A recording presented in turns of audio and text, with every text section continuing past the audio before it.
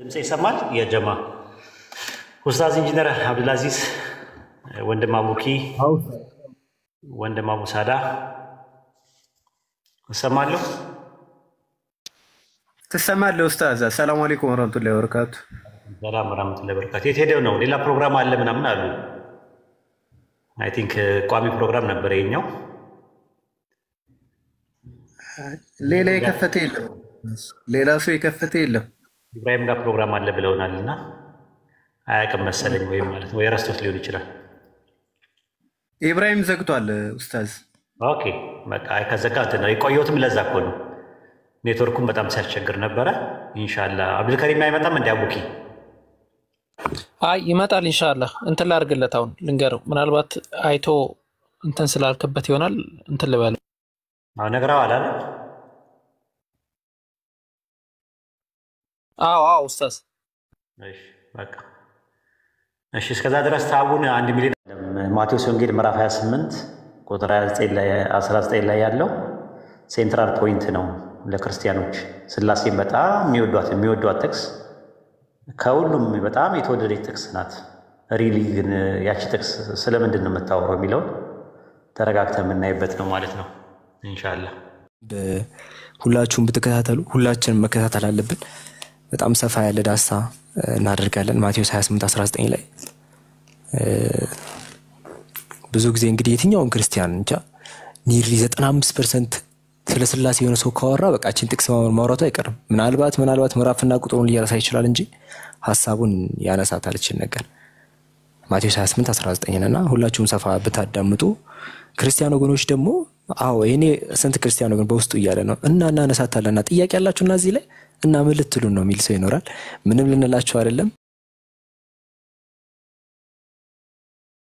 ይሄ ጥቅስ ሰፋ ያለ ዳሳ ይሰጥና ኖ ተሳስታችኋል ምትሉ ከሆነ ደግሞ የራሱ የሆነ ታይም ይኖረዋል። ትገቡና ይሄው እዚህ ላይ ተሳስታችኋል ብላችሁ መሞገት ትችላላችሁ። እኛ አፍነናችሁ አይደለም የምናወራው፣ በሴክሽን ይኖራል ሰዓት ስለሚኖረው እዛ ላይ ገብታችሁ ታወራላችሁ። እና ደግሞ ያው ስትገቡ ደግሞ ለመሞገት እንግዲህ ያልተነሳ ሐሳብ የማይመለከት ሐሳብ እንዳታነሱ፣ እንዲህ ብለህ ነበር እንደዚህ ተብሎ ነበር እንዳትሉ የተባለው ነገር ማድመጡ ደግሞ እጅግ ጥሩ ነው። ጋይስ ታብታብ አድርጉ። 1 ሚሊዮን ይግባና እንጀምር። 1 ሚሊዮን ታብታብ። ሰፋ ያለ ፕሮግራም ነው። በጣም ያሳዝናል። ያለፋችሁ ካላችሁ በጣም የነቢያት መንገድ ላይ ሄዳችሁ ያንዳንዱ ማየት ይችላልላችሁ። አሁን ስላሴ መጽሐፍ ቅዱሳዊ ነው ብለን ጀምርና እንዴ ታዲያ ክርስቲያኖች እኮ ያው እንግዲህ ብዙ ክርስቲያን ወገኖች ወይ የሆነ ቤተ ክርስቲያን ላይ ወይ የሆነ ቦታ ላይ ምናምን ስላሴን ያሳያል ተብሎ የሚነገራቸው ትምህርቶች ይኖራሉና እነዛ ነገሮች የምርም ስላሴን ያሳያል ወይ የሚለውን እነሱ የሚያነሷቸውን ጥቅሶች እያነሳን እየዳሰስን አንዳንድ ባይዘው አንዳንድ ጥቅስ አንዳንድ ቨርስ እያነሳን ሰፋ ያለ ዳሳ እያደረገን እንገኛለን። በሳምንት ሁልጊዜም ዓርብ ማታ ላይ አለ፣ ዓርብ ምሽት ማታ ላይ ምናልባት ሰዓቱ የሚቀየር ከሆነ ደግሞ የምናሳውቃችሁ ይሆናል ማለት ነውና አሁን ስላሴ መጽሐፍ ቅዱሳዊ ነው የሚለው ላይ እየዳሰስን እንገኛለን። እዚህ ርዕሱ ላይ እንደምትመለከቱት ማለት ነውና ዛሬ ታዲያ የምዳስሱት ምንድነው? የዛሬዋ ቀን ታዲያ ምንድነው ሲባል ፌመስ ቨርስ ማለት ነው። ታዋቂዋ ቨርስ እንግዲህ ማቴዎስ 28:19 ላይ ስታጠምቁ በአብ በወልድ በመንፈስ ቅዱስ ስም እያጠመቃችሁ ደቀ መዛሙርት ያደርጓቸው ነው የሚለው ጥቅስ እንግዲህ ክርስቲያን ወገኖች መንገድ ላይም ቢሆን እንግዲህ የትም ቦታ ብታገኟቸው እቺን ጥቅስ እንግዲህ ያነሷታልና ዛሬ በደንብ የምትዳሰስን ይሆናል። ገብታላችሁ እንዳታቆሙ። ታብታቡንም ቀጥሉ፣ ሼሩንም ቀጥሉና ወደ ፕሮግራማችን እንግባ። ያው ከዛ በፊት ዛሬ ላይ ምናልባት መታችሁ ከሆነ ዛሬ የመጣ ሰው አይጠፋም። ዛሬ ላይ መታችሁ ከሆነ ክርስቲያን ወገኖችም ይሄን ፕሮግራም ከመጀመሪያው ጀምረን ዳሰሳ እያደረግን ያለ ነው ከኡስታዝ ወሂድ ጋር ነው። ከኡስታዝ ወሂድ ዑመር። ኡስታዝ ወሂድ ዑመርም ታዲያ ማን ነው እንዴ መላችሁ የምትሉ ከሆነ ኡስታዝ ወሂድ ማለት በጥቂቱ ኡስታዝ ወሂድ ማለት በእስልምናና በክርስትና በተለያዩ እምነቶች ያለውን አንድነት ልዩነት ሰፋ አድርጎ የሚዳስስ ሂስቶሪካል ያለውን ነገር አውድ ተዛማጅ ሙግቶችን ተዛማጅ ጥቅሶችን እያመጣ እዛው መጽሐፉ ላይ ሂስቶሪካሊ ደግሞ የተለያዩ የእምነቱ አባቶች የሚያነሱትን ቋንቋዎችን በመጠቀም የተለያዩ የተጻፉበት መሰረታዊ ቋንቋዎችን በመጠቀም የሚሞግት ትልቅ ኡስታዝ ነው እና የተለያዩ መጽሐፍቶችን አበርክቷል። እዚህ ኮምፓራቲቭ ላይ ባይዘው የማታውቁ ከሆነ ማለት ነው። ፎር ኢንስታንስ የቁርአን ዳራ የሚል መጽሐፍ አለ። የቁርአን ዳራ ላይ እዚህ ላይ ይሄ መጽሐፍ ላይ በጣም ሰፋ አድርጎ ቁርአን ታሪካዊ ዳራ ምን ይመስላል የሚለው ነገር የተዳሰሰበት ነው። ቁርአን አይጋጭም የሚል መጽሐፍም አለ። ባይዘው ቁርአን ይጋጫል ወይስ አይጋጭም የሚለው ነገር አይጋጭም በማለት ኡስታዝ ወሂድ ይሄኛውንም ለሙስሊሙ ኮሚኒቲ እንዲሁም ለክርስቲያኑ ማህበረሰብ አበርክቷል። ሌሎች መጽሐፍቶች አሉ ባይዘው የሥላሴ ሐሳቤ ዛሬ እያወራንበት ያለውን ቶፒክ ላይ በመጽሐፍ ደረጃም ይሄኛውም ለህዝብ ተሰራጭቶ ይገኛል። በጣም እንግዲህ መሰረታዊ ነገሮች ናቸው ባይዘው። ታዲያ ከሥላሴ ውጭ ክራይስቶሎጂም አለ ባይዘው ነገረ ክርስቶስ እውን ኢየሱስ የባህሪ አምላክ ነው የሚለው ላይ የባህሪ አምላክ የሚለውን እያንዳንዱ ብዙ ጥቅሶች እዚህ ላይ ተቀምጠው አንዳንድ ጥቅስ የተመዘዘ ሰፋ ያለ ዳሰሳ ያደረገበት መጽሐፍ ነው ባይዘው።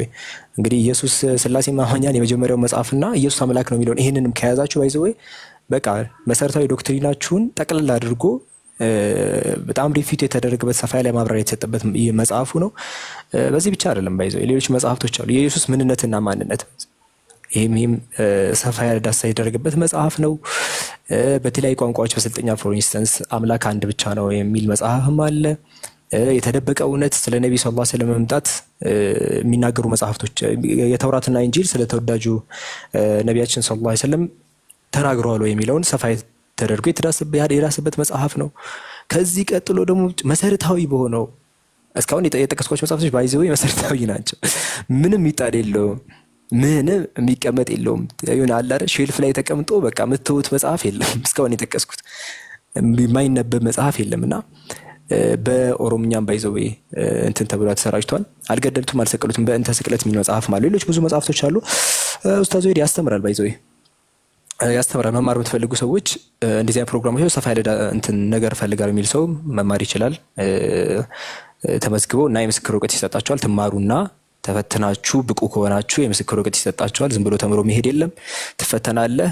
በቂ ውጤት ካመጣ ታልፋለህ፣ ካላመጣ ትወድቃለህ፣ ድጋሚ ትማራለህ እና ጠራ ያለ ትምህርት ነው የምታገኙት።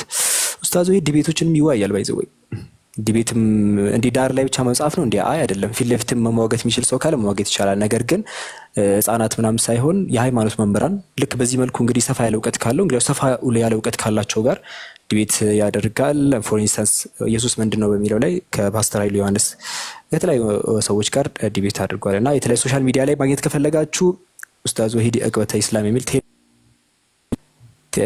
ቴሌግራም ማግኘት ይችላላችሁ። በጣም ሰፊ ነው። በጥቂቱ ይመስላል። ኡስታዝ ወሂድ እንኳን ደህና መጣክ። ሰላም አለይኩም። ወአለይኩም ሰላም ወራህመቱላሂ ወበረካቱ። ይሰማል?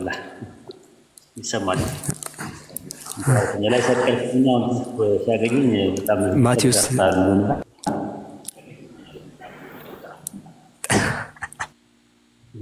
ሰቅለ ይተከራሉ በመረጃ አንዲ በመረጃ ነው እንደ ስክሪን ከፍቼ ነው ያሳየሁት።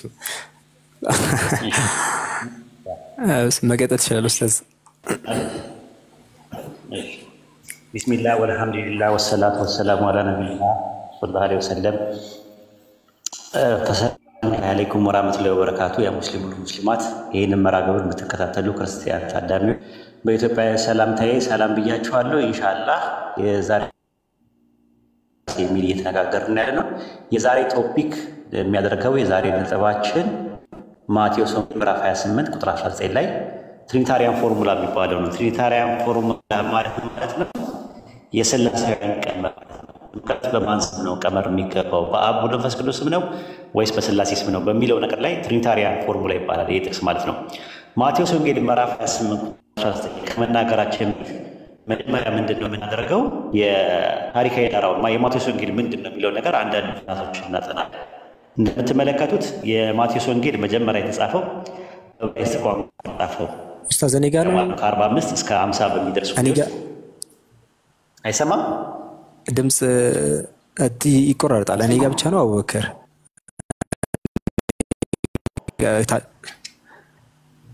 ትንሽ ይቆራርጣል። ቪዲዮ አጥፋ አብዱልከሪም። እኔም እየተቆራረጠብኝ ነው። ቪዲዮ አጥፋ እስቲ አብዱ። ኮሜንት ላይ ይቆራርጣል ድምፅ እያሉ ነበረ። ለዛ ነው። እሺ አሁን እስቲ ሰማ። ሲሰማ እስቲ በዛ ኦኬ የማቴዎስ ወንጌል የተጻፈው የመጀመሪያው ማቴዎስ ለዕብራውያን ሰዎች የጻፈው ደብዳቤ ነው። በዕብራይስጥ ቋንቋ ነው መጀመሪያ የጻፈው።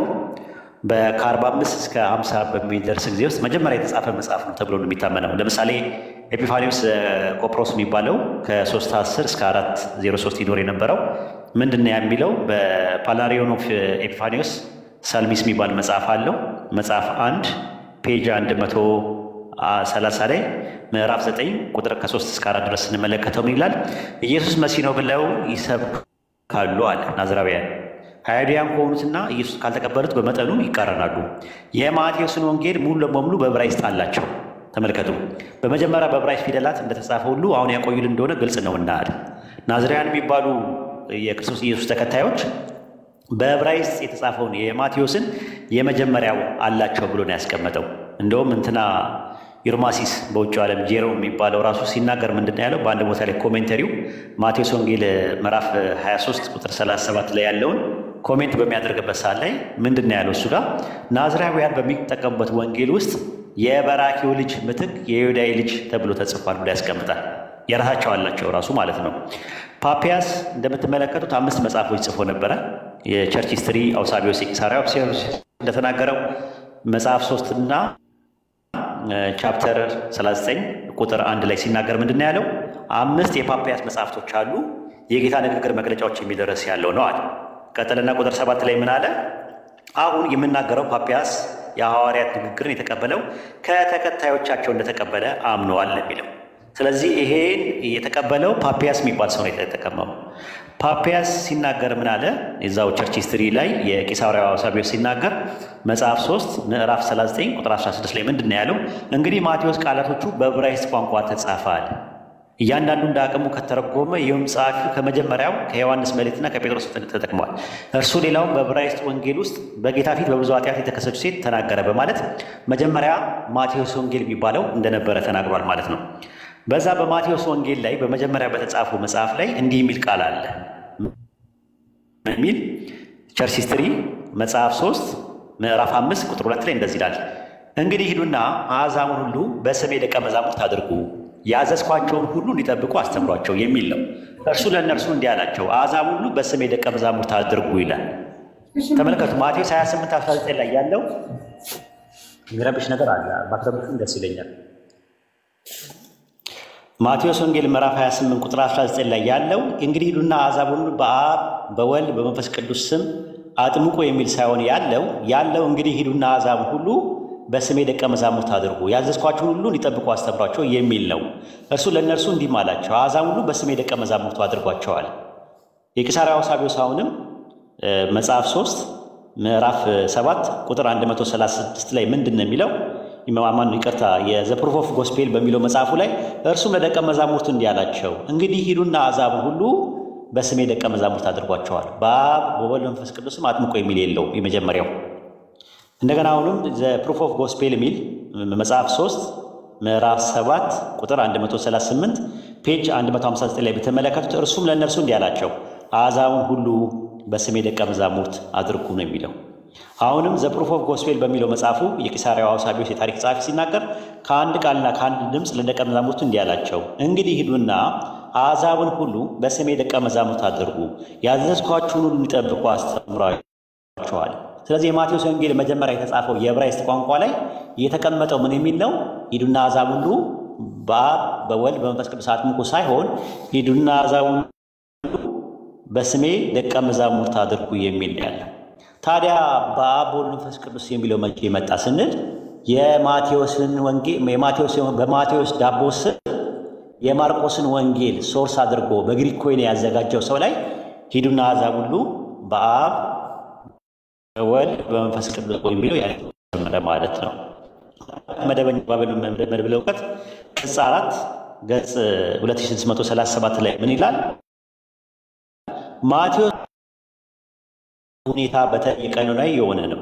ለዚህ ነው ዓለም አቀፈቷ ከቀደምት የክርስቲያን ታሪክ እውነታ ጋር የሚቃረን የሥላሴ ባዕድ ነው። ትሪታሪያን ፎርሙላ የሚባለው በአብ በወልድ መንፈስ ቅዱስ አጥምቆ ለኢየሱስ ንግግር ተቀመጠው ብለውት ኢንሳይክሎፒዲያ ካቶሊክ የሚለው ቅጽ 2 ገጽ 263 ላይ እንደዛ ይላል። የጥምቀት በኢየሱስ ስም ከሚለው ወደ በአብ በወልድ መንፈስ ቅዱስም ወደሚለው በዓለም አቀፍ ቤተክርስቲያን በሁለተኛው ክፍለ ዘመን ተለውጧል። ከዛ በፊት በአጠቃላይ በኢየሱስ ስም ብለው ዘመቱ አድርጓችሁ ስላለ ማለት ነው። ሌላው እንደምትመለከቱት የቴንደል የአዲስ ኪዳን ማብራሪያ ቅጽ 1 ገጽ 205 በአብ በወልድ በመንፈስ ቅዱስ ስም የኢየሱስ ሳይሆን በኋላ ላይ የተጨመረ ነው ብሎ ነው ያስቀመጠው። እንግዲህ ብዙ እንትኖች ማለት ማስቀመጥ ይቻላል። የ19 አዲስ የተሻሻለው የመደበኛ ባይብል እትምም እንደዛ ነው ያስቀመጠው። ዘመናዊ ሂስ ይህን የሥላሴያን ቀመር ኢየሱስን ማሽዋሸት ነው፣ ያ በኋላ ላይ የቤተክርስቲያን ትውፊት የሚወክል ነዋል። ስለዚህ በማቴዎስ ወንጌል ላይ ምዕራፍ 28 ቁጥር 19 ላይ ሄዱና አሕዛብን ሁሉ በስሜ ደቀ መዝሙር አድርጉ የሚለውን በአብ በወልድ በመንፈስ ቅዱስ ስም አጥምቁ የሚለው ላይ መጣ ነው ብሎ ነው ያስቀመጠው። እንግዲህ ነገር ነው እንደዚህ አይነት ነገሮች መጨመር አዲስ ነገር አይደለም። ለምሳሌ አንደኛ ዮሐንስ መልእክት ምዕራፍ 7 ላይ ተመልከቱት። አማርኛው ላይ አሁን ላይ የለም፣ ነገር ግን 1879 የቆምጦፍ ባሮ የሚባለው ላይ በሰማይ የሚመሰክሩ 3 ናቸው አለ። ይተቆራረጠ ነው ኡስታዝ፣ ይቆራረጣል፣ ትንሽ ይቆራረጣል። ትንሽ ተቆራረጣል። አንደኛ ዮሐንስ መልእክት ምዕራፍ 5 ቁጥር 7 ላይ የ1879 ወይም ደግሞ በ1611 ላይ የነበረው ኪንግ ጄምስ ቨርሽን ባይብል ላይ እንዲህ የሚል ቃል አለ። ዜር አር ትሪ ሁ ጊቨን ቴስቲሞኒ ኢን ሄቨን፣ በሰማይ የሚመሰክሩ 3 ናቸው፣ ዘ ፋዘር ዘ ወርድ ኤንድ ዘ ሆሊ ጎስት ዘ ስሪ አር ዋን ይላል። እነዚህ 3ቱ አንድ ናቸው። በሰማይ የሚመሰክሩ 3 ናቸው፣ አብ ቃልና መንፈስ ቅዱስ ናቸው። እነዚህ 3ቱ አንድ ናቸዋል። ይሄ ላቲን ጌት ላይ በ382 ላይ ጄሮም የጨመረው ነው። የመጀመሪያው የግሪክ ማርኬቶቹ ላይ የለም። እንደዚህ መጨመር የተለመደ ነገር ነው። ለምሳሌ በ480 ድህረ ልደት ላይ ከገቡ ተሳቱ መካከለኛ አባ ገሪማ የሚባለው የግሪክ ከተማት ላይ የተጨመረውን ላሳያሉ። ራዕይ ምዕራፍ 14 ቁጥር 1 ላይ ምን ይላል?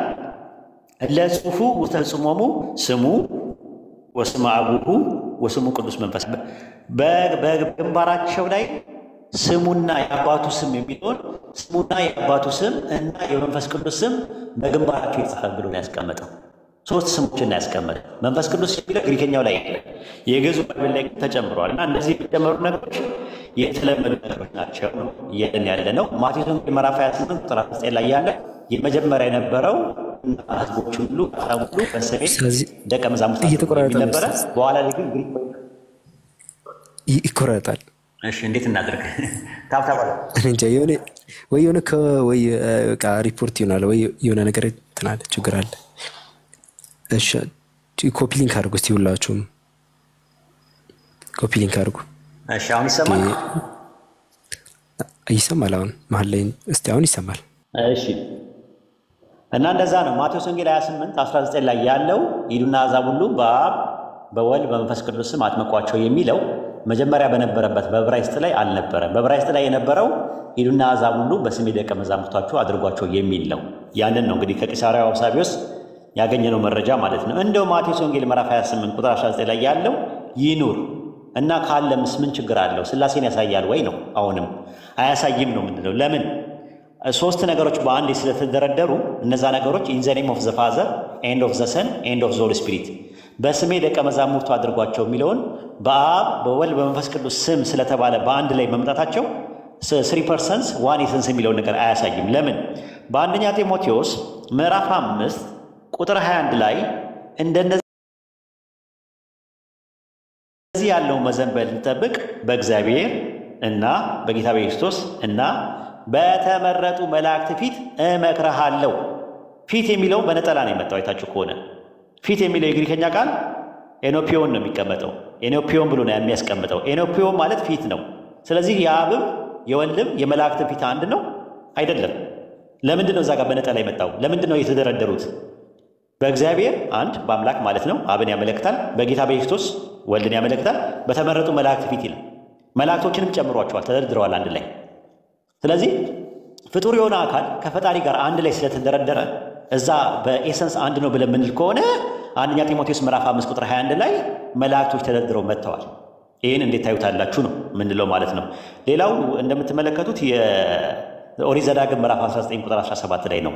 ኦሪት ዘዳግም ምዕራፍ 19 ቁጥር 17 ላይ የግሪክ ሰብትጀንት ላይ ሁለቱ ጠበኞች በእግዚአብሔር እና በካህናቱ በዚያ ዘመን በሚፈርዱ ፈራጆች ፊት ይቆማሉ አሉ።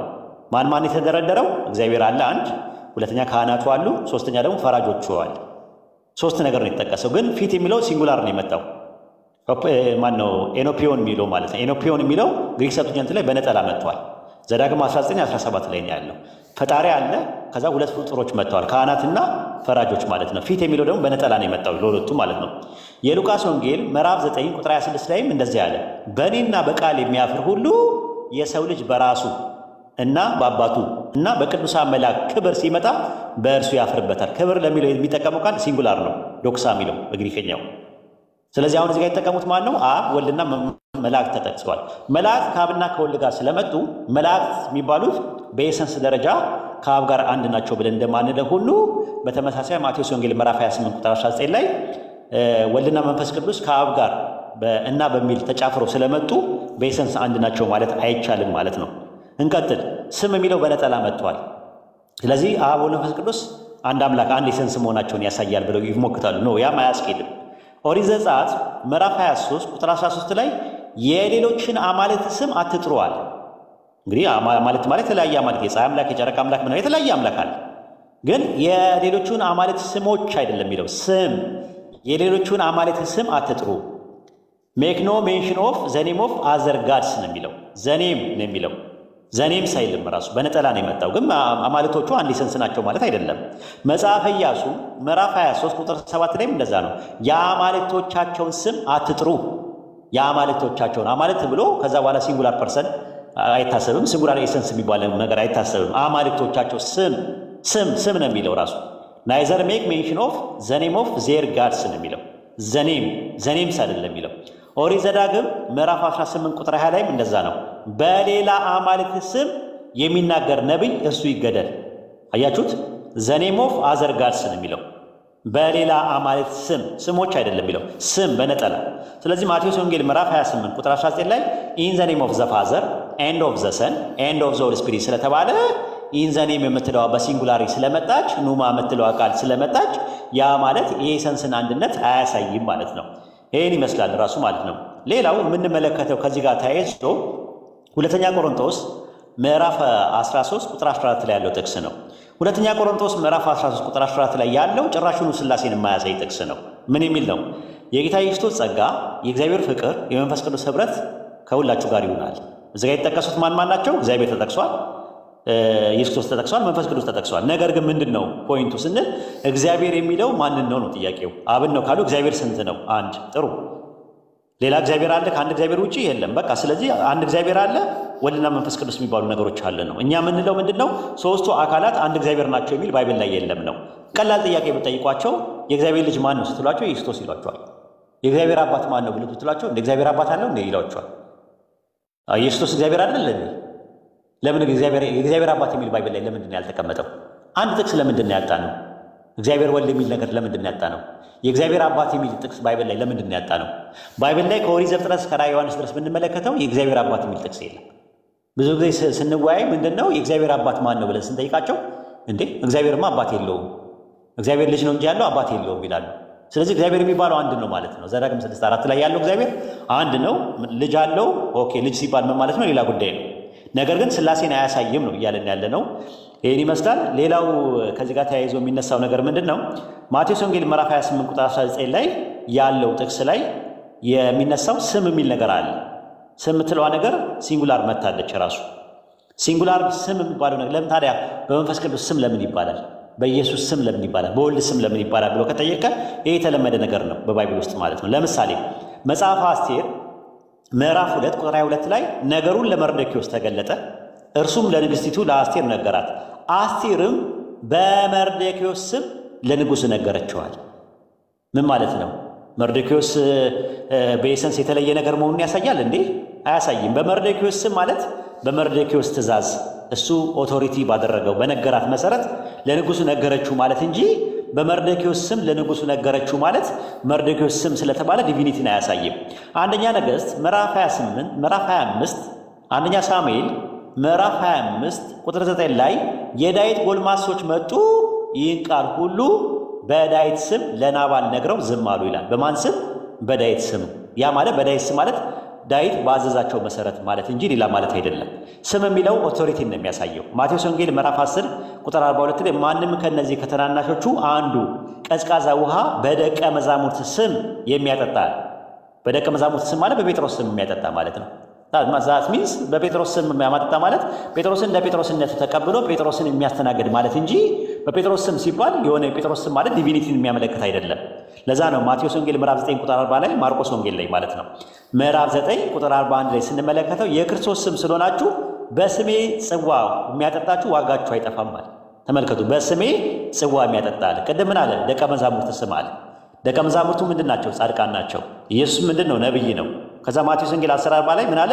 ነብይን በነብይ ስም የሚቀበል የነብይን ዋጋ ይወስዳል አለ። ጻድቅን ደግሞ በጻድቅ ስም የሚቀበል የጻድቁን ዋጋ ይወስዳል አለ። ኢየሱስ ነብይ ነው፣ ነብይን በነብይ ስም አለ። ጻድቅን በጻድቅም ስም አለ። በደቀ መዛሙርት ስም ቀዝቃዛ ውሃ ያጠጣል።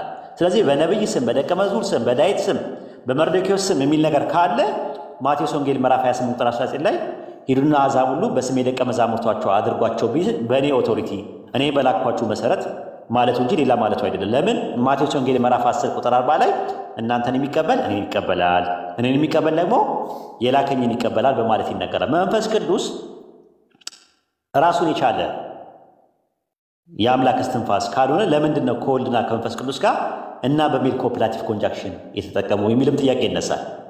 ኤፌሶን ምዕራፍ 6 ቁጥር 10 ላይ ማየት እንችላለን። ፐርሰን ያልሆነ ነገር ፐርሰን ከሆነ ጋር ካይ በሚል ኮፕላቲቭ ኮንጃክሽን ኤንድ በሚል ነገር ወይም እና በሚል ተዛርፎ ሊመጣ ይችላል፣ ተጻምሮ ሊመጣ ይችላል። ኤፌሶን ምዕራፍ 6 ቁጥር 10 ላይ በቀረው በጌታና በኃይሉ ችሎት የበረታችሁ ነው አለ። የኃይሉ ችሎት የሚባል የሆነ ፐርሰን ነው? የኃይሉ ችሎት የሚባል የሆነ አካል ላይ ያለው ነገር ነው እንዴ? አይደለም። ኖ። ታዲያ ለምንድን ነው የተባለው ሲባል በቀረው በጌታና በኃይሉ ችሎት የበረታችሁ ይላል። ጌታና የኃይሉ ችሎት የሚባሉ ሁለት አካላት አሉ? አይደለም። እንደዛ አይደለም የሚያመለክተው። ሁለተኛ ተሰሎንቄ ምዕራፍ 1 ቁጥር 10 ላይ ምንድን ነው የሚለው? ከጌታ ፊትና ከኃይሉ ፊት ርቀው በዘላለማዊ ጥፋት ይቀጣሉ አለ። ኤንድ የሚል ነገር አለው እንግሊዝኛው። አማርኛው ደግሞ ምንድነው? ምህ የሚል ነገር አለ። ምህ ማለት ጥገኛ ምላን ነው። ተጨማሪ ነገርን ለማሳየት ነው የሚመጣው በአማርኛ ማለት ነው። ኤንድ እንደማለት ነው። እናን የሚል መተካት ነው አማርኛ ላይ ማለት ምህ። ለምሳሌ ዮሐንስ ወንጌል 14:1 ላይ በእግዚአብሔር እመኑ በእኔም እመኑ ሲል ምህ የምትለዋ ጥገኛ ምላድ እንግሊዝኛው ላይ ኤንድ ብላ ነው የተጠቀመችው። ኢቭን በሚል ይጠቀማል። በግሪከኛው ላይ ደግሞ ካይ የሚል ነገር ይጠቀማል። ስለዚህ እዚህ ጋር ከጌታና ከኃይሉ ክብር ርቀው ሲባል የኃይሉ ክብር የሚባል ፐርሰን አለ እንዴ? የለም ራሱ። ስለዚህ በባይብል ውስጥ ፐርሰን የሆኑ ነገሮች ፐርሰን ባልሆኑ ሰዎች ባልሆኑ ነገሮች ላይ ተደርድረው አንድ ላይ እና በሚል መስተጻምር ሊመጡ ይችላሉ። ሐዋርያት ሥራ ምዕራፍ 23 ቁጥር 8 ላይ ሰዱቃውያንም ትንሣኤ 1 መልአክ 2 መንፈስ የለም የሚሉ ናቸዋል። ስለዚህ ትንሣኤ የሚባለው ነገር መልአክና መንፈስ ከሚለው ጋር በአካል ደረጃ ያለ ነገር አይደለም። መላእክቶች ፐርሰን ናቸው። ትንሣኤ ግን ፐርሰን የሆነ ነገር አይደለም፣ ራሱ ኮንሴፕት ነው። ነገር ግን ኮንሴፕቱ የለም የሚሉ ሰዎች የነበሩ፣ ግን ትንሣኤ የሚለው ፐርሰን ከሆነ ነገር ጋር ኮፕላቲቭ ከሆነ ኮንጃክሽን ጋር አብሮ መጥቷል። ያ ማለት ግን ያ ነገር ፐርሰን ነው ማለት አይደለም። ስለዚህ ማቴዎስ ወንጌል ምዕራፍ 28 ቁጥር 19 ላይ የሥላሴን ትምህርት የሥላሴን ሐሳብ የሚያብራራ አይደለም። የሥላሴ ሐሳብ ምንድነው? እግዚአብሔር በስም በአካል በግብር ሶስት ነው። ወይም ደግሞ በሌላ አባባል እግዚአብሔር ሶስት አካላት አሉት፣ በሶስት አካላት ተገለጠ፣ በአብ በወልድ በመንፈስ ቅዱስ ተገለጠ የሚል ማቴዎስ 28:19 ላይ የለም። አብ ወልድ መንፈስ ቅዱስ አንድ ኤሰንስ አንድ ፐርሰን አንድ ኤሰንስ ወይም ደግሞ አንድ ምንነትን ይጋራሉ የሚል ትምህርት ነው። ማቴዎስ ወንጌል ምዕራፍ 28 ቁጥር 19 ላይ አብ ወልድ መንፈስ ቅዱስ አንድ አምላክ ናቸው የሚል የለውም ማለት ነውና ይህን ይመስላል ከብዙ በጥቂቱ ማለት ነው። ኢንሻአላህ ምን ያህል እንደተሰማችሁ ማለት ነው። ጨርሻለሁ። ጀዛከላሁ ኸይር ኡስታዝ። ሰፋ ያለ ደስታ ነው። አይተሰምቶናል። አክቹአሊ መጀመሪያ አካባቢ ነበረ የሆነ ሰዓት ላይ እንጂ ከዛ በኋላ ተሰምተዋል። ማቴዎስ 28:19 አይ ሰፋ ያለ ደስታ ነው። ጀዛከላሁ ኡስታዝ። ብዙ ነጥቦች የተነሱት እና እዚህ ላይ ያው ቆይ ገስት ቆይ መጀመሪያ ላይ ምስልኩ ሰዎች እንዴት ነው? ቆይ አንዴ እሺ ምንድነው አሁን የምንቀጥለው? ያው አሁን በተሰጠው ትምህርት ላይ መጀመሪያ ቅድሚያ ለሙስሊሞች ይሁንና ያልገባችሁ ካላችሁ እየገባችሁ ትጠይቃላችሁ። ፕሮግራሙን እየተከታተለ እሺ። ፕሮግራሙ ላይ እዚህ ላይ ማቴዎስ ወንጌል ምዕራፍ 28 ቁጥር 19 ላይ ያልገባው ሰው ካለ ጥያቄ መጠየቅ ይችላል። ያልገባው ሰው ካለ እንደዛ ነው። አንድ ቁጥር ጻፉ ታች ላይ ከዛ ትገባላችሁ። ክርስቲያኖች ለብቻቸው ሴክሽን አላቸው። ይሄን ከጥያቄ ካስተናገድን በኋላ ከሙስሊሞች ከዛ በኋላ ወደ እናንተ እንዞራለን ማለት ነው። ኦኬ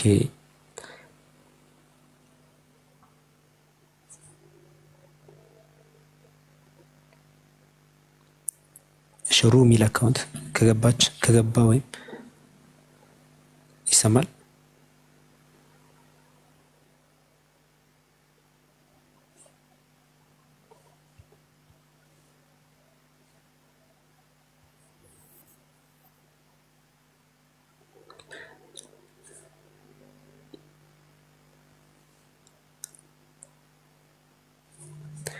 ኦኬ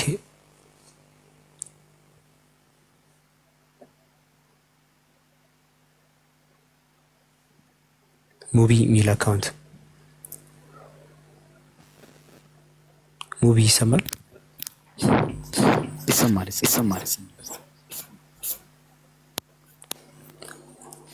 ሰላም አለይኩም። ወአለይኩም ሰላም። እሺ ያው ጥያቄው መሆን ያለበት እዚሁ ጥቅስ ላይ ነው አይደል? ምናልባት ወይስ ከዛ እዚህ ላይ ይችላል? ያው ከሰላም ተያይዞ ማለት ነው። አይ እርሱ ላይ ማቴዎስ 28:19 ላይ ግልጽ ሆኖልሃል። ግልጽ ከሆነልህ በቃ አይ ግልጽ ያልሆነኝ ፖይንት አለ እዚህ ላይ ካልክ ደግሞ እዚህ ላይ መጠየቅ ትችላለህ። አይ በቃ እንደዛ ከሆነ ለሌሎች እድሉን እንስጥ። ምናልባት ሌላ ከስላሴ ጋር ተያይዞ ሌላ ጥቅስ ነበር በኋላ ማንሳት የሚቻል ከሆነ አነሳለሁ። በቃ በኋላ ላይ ገብተህ ማንሳት ትችላለህ። እሺ መርሐባ እንደዛ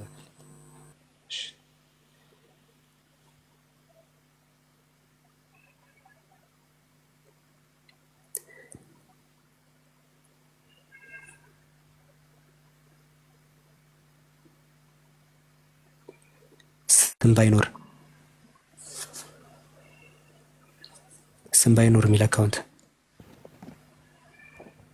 ሰላም አለይኩም ወራህመቱላሂ ወበረካቱ።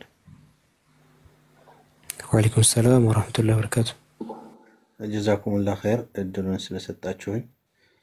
ኡስታዝ ወሂድ ሰላም አለይኩም ወራህመቱላሂ ወበረካቱ። ስላገኘሁ ሰላም ወራህመቱላሂ ወበረካቱ።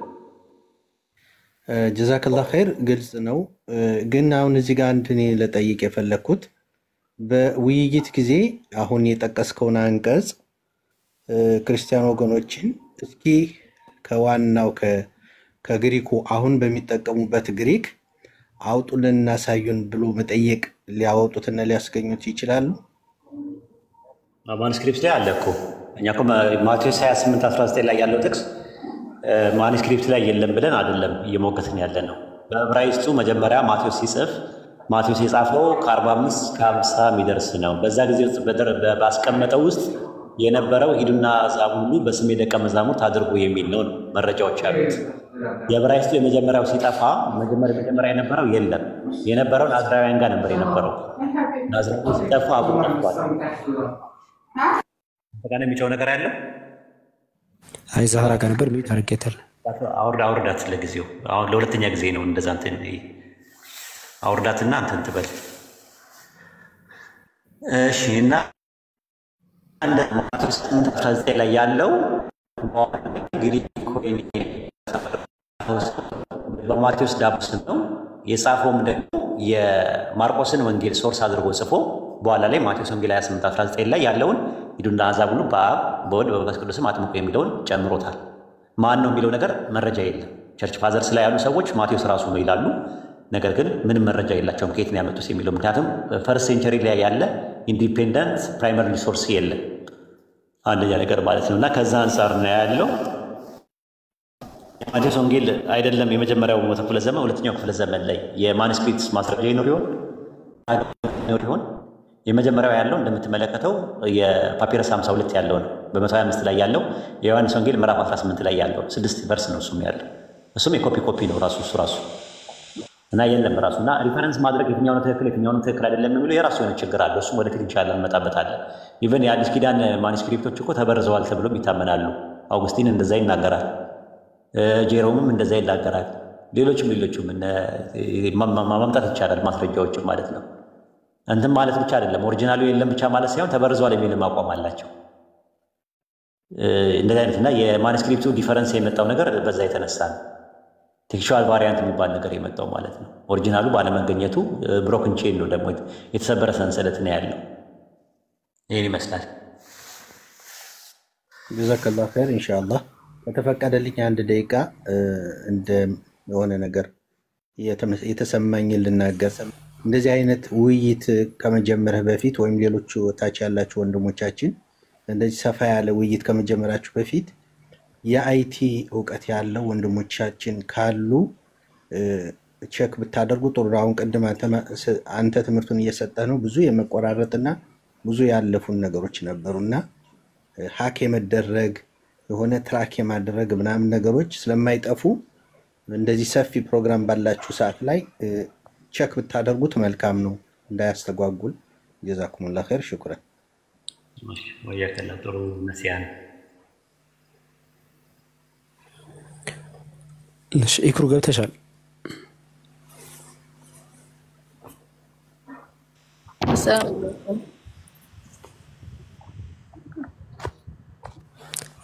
ወአለይኩም ሰላም። የኔ ጥያቄ ማቴዎስ 28:19 ላይ ሼር የሚያደርጉት ምንነት አለ እንደዛ ነው የምንረዳው። ያም ሼር የሚያደርጉት ምንነት አውቶሪቲ ሊሆን አይችልም ወይ? እና ደግሞ ኔምስ አለመሆኑ ኔም ብቻ መሆኑ አንድነታቸውን የበለጠ አያሳይም ወይ? አያሳይም ብለን ከባይብል ያነሳናቸውን ጥቅሶች ደግሞ ቁጥሮቹን መያዝ ፈልጌ ነው ኡስታዝ ስለፈጠንክ እና እሺ ኦንሊ ጂሰሶች ደግሞ ይሄንን ማቴዎስ 28:19ን በስሜ በሚለው ነው ወይ የሚወስዱት? በስሜ ደቀ መዛሙርት አድርጉ በሚለው ነው የሚወስዱት ወይስ እንዴት ነው የሚረዱት የሚል ነው? አሁን እነሱም እንደዚህ አይነት እንትን አርጊመንት አላቸው። ማቴዎስ 28:19 ላይ እንትኑ ሶርስ ነው የሌላቸው እነሱ አሁን የተዋራሪ ወሬ ምናምን ስለሚሰሩ እንጂ በጥናት ደረጃ ያጠኑ አላገኘውም። ትንሽ እንደውም ያዲ ይሻላል ካሉት እነዚህ የሐዋርያ ቤተክርስቲያን ውስጥ ከሚሰሩት ውስጥ ያዲ ትንሽ ይሻላል። ያው እሱም የኛ ገርፍ ነው እዚህ የመጣ የተማረው ያወቀው ነገር ቢሆንም እሱ ይሻላል ትንሽ ያጠናል ራሱ እንጂ አብዛኛዎቹ ማቴዎስ 28:19 ላይ በስሜ ደቀ መዛሙርት አድርጓቸው የሚለው ሶርስ የቱ ጋር እንዳለ እንኳን አያውቁትም። ይቅርታ አድርግልኝ ከትልቅ ነገር ጋር ማለት ነው። የሐዋርያ ቤተክርስቲያን ውስጥ ኦንሊሰስ ውስጥ ያሉ ማለት ነው። ኤኒዌይ ምንድነው ማቴዎስ ወንጌል ምዕራፍ 28 ቁጥር 19 ላይ ሂዱና አሕዛብ ሁሉ በአብ በወልድ በመንፈስ ቅዱስ ስም አጥምቋቸው የሚለው ወይም ደግሞ ባፕታይዝ ዘም ኢን ዘ ኔም ኦፍ ዘ ፋዘር ኤንድ ኦፍ ዘ ሰን ኤንድ ኦፍ ዘ ሆሊ ስፒሪት የሚለው ስም የሚለው በሲንጉላሪ ከመጣ ኦሪት ዘጸአት ምዕራፍ 23 ቁጥር 13 ያጂ ጥቅስ ኦሪት ዘጸአት ምዕራፍ 23 ቁጥር 13 ላይ የሌሎችን አማልክት ስም አትጥሩ ይላል። እንደምትመለከች አማልክት የተጠረቡ ናቸው። የድንጋይ አለ፣ የእንጨት አለ፣ የፀሐይ አምላክ፣ የጨረቃ አምላክ፣ የኮከብ አምላክ ምናምን እየተባለ የተለያየ በኤሰንስ ደረጃም አንድ አይነት አይደሉም አማልክቶቹ። ነገር ግን የአማልክቶቻቸውን ስም አትጥሩ ነው የሚለው። የአማልክቶቻቸውን ስሞች አይልም፣ በሲንጉላር ነው የመጣው። ታዲያ አማልክቶቻቸው በኤሰንስ አንድ ናቸው ማለት ነው እንዴ? በፐርሰን አንድ ናቸው ማለት ነው እንዴ? ሜታፊዚካሊ ዩኒቲ ያላቸው ማለት ነው እንዴ? በኦንቶሎጂ ደረጃ አንድ ናቸው ማለት ነው እንዴ? አይደለም። ናይዘር ሜክ ሜንሽን ኦፍ ዘ ኔም ኦፍ ዜር ጋድስ ይላል። የአማልክቶቻቸውን ስም አትጥሩ ነው የሚለው። ኦሪት ዘዳግም ምዕራፍ 18 ቁጥር 20 ላይም በሌላ አማልክት ስም የሚናገር ነቢይ እርሱ ይገደላል። በሌላ አማልክት ስም ነው የሚለው በነጠላ። መጽሐፈ ኢያሱ ምዕራፍ 23 ቁጥር 7 ላይ የአማልክቶቻቸውን ስም አትጥሩ፣ ስሞች አይልም፣ ስም በነጠላ ስም ኢን ዘ ኔም ነው የሚለው። ኢን ዘ ኔምስ ኦፍ አይልም። ግራማቲካሊ አይደለም፣ አያስኬድም። በእኔና በባለቤቴ ስም አንድ ስጦታ እሰጣለሁ ለአብዱል ከሪም ብዬ ብናገር እኔና ባለቤቴ አንድ ስም ያለን ማለት አይደለም። ስም ነው ምለው። በእኔና በባለቤቴ ስሞች አልልም። ግራማቲካሊ አያስኬድም ራሱ። እንደዚህ አይነት ኤግዛምፕሎች ማምጣት ይቻላል ራሱ። የአብርሃም የይስሐቅ የያዕቆብ ስም በእናንተ ይጠራ ነው የሚለው። የአብርሃም የይስሐቅ የያዕቆብ ስሞች አይልም ዘፍጥረት ላይ። ኦሪት ዘፍጥረት ምዕራፍ 5 ላይ ማየት ትችላለሽ። ኦሪት ዘፍጥረት ምዕራፍ 5 ላይ በፈጠረበት ቀን ስማቸውን ነው የሚለው፣ ስሞቻቸውን አይልም። ኦሪት ዘፍጥረት ምዕራፍ 5 ላይ ስትመለከችው ምንድነው የሚለው? በፈጠረበት ቀን ስማቸውን ማን ብሎ ጠራ ይላል? አዳም ብሎ ጠራው ይላል። ኦሪት ዘፍጥረት ምዕራፍ 5 ቁጥር 2 ወንድና ሴት አድርጎ ፈጠራቸው፣ ባረካቸው። ስማቸውን ነው የሚለው፣ ስሞቻቸውን አይልም። ስማቸውን ዜር ኔም ሳይልም ሲንጉላር ነው። ግልጽ ነው። አይ ስልጣንን ነው የሚያመለክተው ካሉ ደግሞ ኦኬ ጥሩ። ግን ስልጣን ምን ላይ ነው ያለው? ሜታፊዚካል ነው ወይስ ኦንቶሎጂካል ነው? ስልጣን ለምሳሌ እኔ ስልጣን አለኝ እዚህ ቤት ስልጣን። አሁን አድሚኖች አሉ አይደል? ስንት አድሚኖች አሉ? 10 ብለሽ ኤግዛምፕል ነው። 10ሩ ምን አላቸው? ስልጣን አላቸው። ሌሎቻው ደግሞ ከታች ያለው ደግሞ ምን የላቸውም? ስልጣን የላቸውም። ምን የሚያሳየው ሜታፊዚካል ነው ወይስ ኦንቶሎጂካል ነው የሚያሳየው? እንዴት ነው ሜታፊዚካል እና ኦንቶሎጂካል ማለት ነው? ምንነትን ነው ወይስ ማንነትን ነው የሚያሳየው? ምንነትን ከሆነ በምንነት አንለያይም። ታችም ያለው ሰው ነው፣ ላይም ያለው ሰው ነው። ያለያየበት ማንነታችን ነው። ስልጣን ያለው ማንነት አለ፣ ስልጣን የሌለው ማንነት አለ። ስለዚህ ሜታፊዚካል አይደለም ነው ዲፈረንሳችን እንጂ ኦንቶሎጂካል ዲፈረንስ የለንም ማለት። አዎ። ስለዚህ ስልጣን የሚለው ነገር ኦቶሪቲን ነው የሚያመለክተው። ኦቶሪቲ ደግሞ ሜታፊዚካል ነው፣ ኦንቶሎጂካል አይደለም።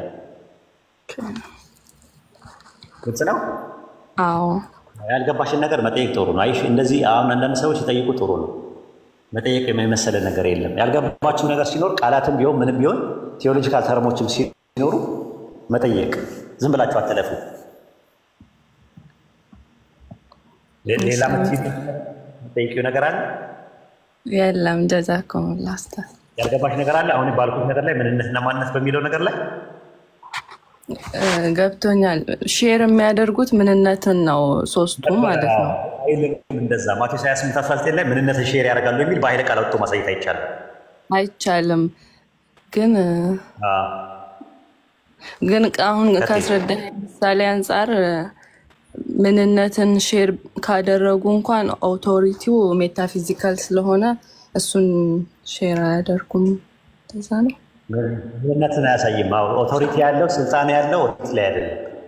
ምክንያቱም ኦቶሪቲ ማለት ኔቸር እና ነርቸር የሚባል ነገር አለ አይደለ? በፊዚክስ ላይ ኔቸር አብሮሽ ያለ ነገር ነው። ከጊዜ በኋላ የሚመጣ ነገር አይደለም። ነርቸር ከሆነ ግን አንቺ የምታዳብሪው ነገር ነው። ለምሳሌ ሜታፊዚካል የሚባለው ነገር አሁን አንድ ነቢይ ከኔ ጋር ልዩነታችን ኦንቶሎጂካል አይደለም። እኔም ሰው ነኝ፣ ያም ነቢይ ሰው ነው። ግን የሚለያየ ምንድነው? ሜታፊዚካል ያለያየ በማንነት እንለያያለን። እሱ ነብይ ነው። ነብይነቱን ደግሞ ያገኘው ደግሞ ከአምላክ ነው ያገኘው። ነብይነቱ የመገኘቱ ጉዳይ ምንድነው? ሜታፊዚካል ዲፈረንስ ነው ያለው ከኛ ጋር። ልክ እንደዛ ኦቶሪቲ ኃይል የሚባለው ነገር በተለየ መልኩ ለአንድ ሰው ተሰጠው። የተሰጠው ስልጣንና ኃይል እዚህ ቤት ነው አድሚን አድርጌ ብሾ ያ አድሚን ያለው ሰው ከታች ካለው ሰው ኦንቶሎጂካል ልዩነት የለውም። ሜታፊዚካል ልዩነት አለ። የማንነት ልዩነት አለ። ስልጣን ያለው ማንነት አለ፣ ስልጣን የሌለው ማንነት አለ። ግልጽ ነው? አዎ ግልጽ ነው። ግን አንቺ ምንድን ነሽ ግን? ጥንዛ ነሽ? ድመት ነሽ? ውሻ ነሽ? ምንድን ነሽ? ሰው ነኝ። ምንነትሽ ሰው ነው ማለት ነው። አየሽ፣ ምንነት ማለት ሰው ነው። አንቺ ማን ነሽ ግን? ሙስሊም ነኝ ካልኩኝ ምን አይደለም። አንቺ ማን ነሽ ነው ያልኩት። የጠየኩሽ ማን ነሽ? ኢክራም ከሊት የሚባለው ነገር ደግሞ ማንነት ነው። ማንነትና ምንነት እንደዛ ነው። ማንነት የምንነት ምንድን ነው? መገለጫ ነው። ምንነት ደግሞ የማንነት መሰረት ነው። ድገሚልኝ አንድ ጊዜ። ምንነት የማንነት መገለጫ ነው። ምንነት የማንነት መሰረት ነው። ልብ አድርጊ። መሰረት። ኦኬ። አዎ። ማንነት የምንነት ምንድን ነው? መገለጫ። አይደንቲፋይ የምታደርጊው ማለት ነው። አይደንቲቲ ማለት ነው ማንነት። ቅዋሚ ማንነት ማለት ነው። ፐርሰን ምንለው ወይ ፕሮሶፎን በግሪክ ይባላል። በአረብኛ ሸክስ ምንለው። ይሄ ይመስላል።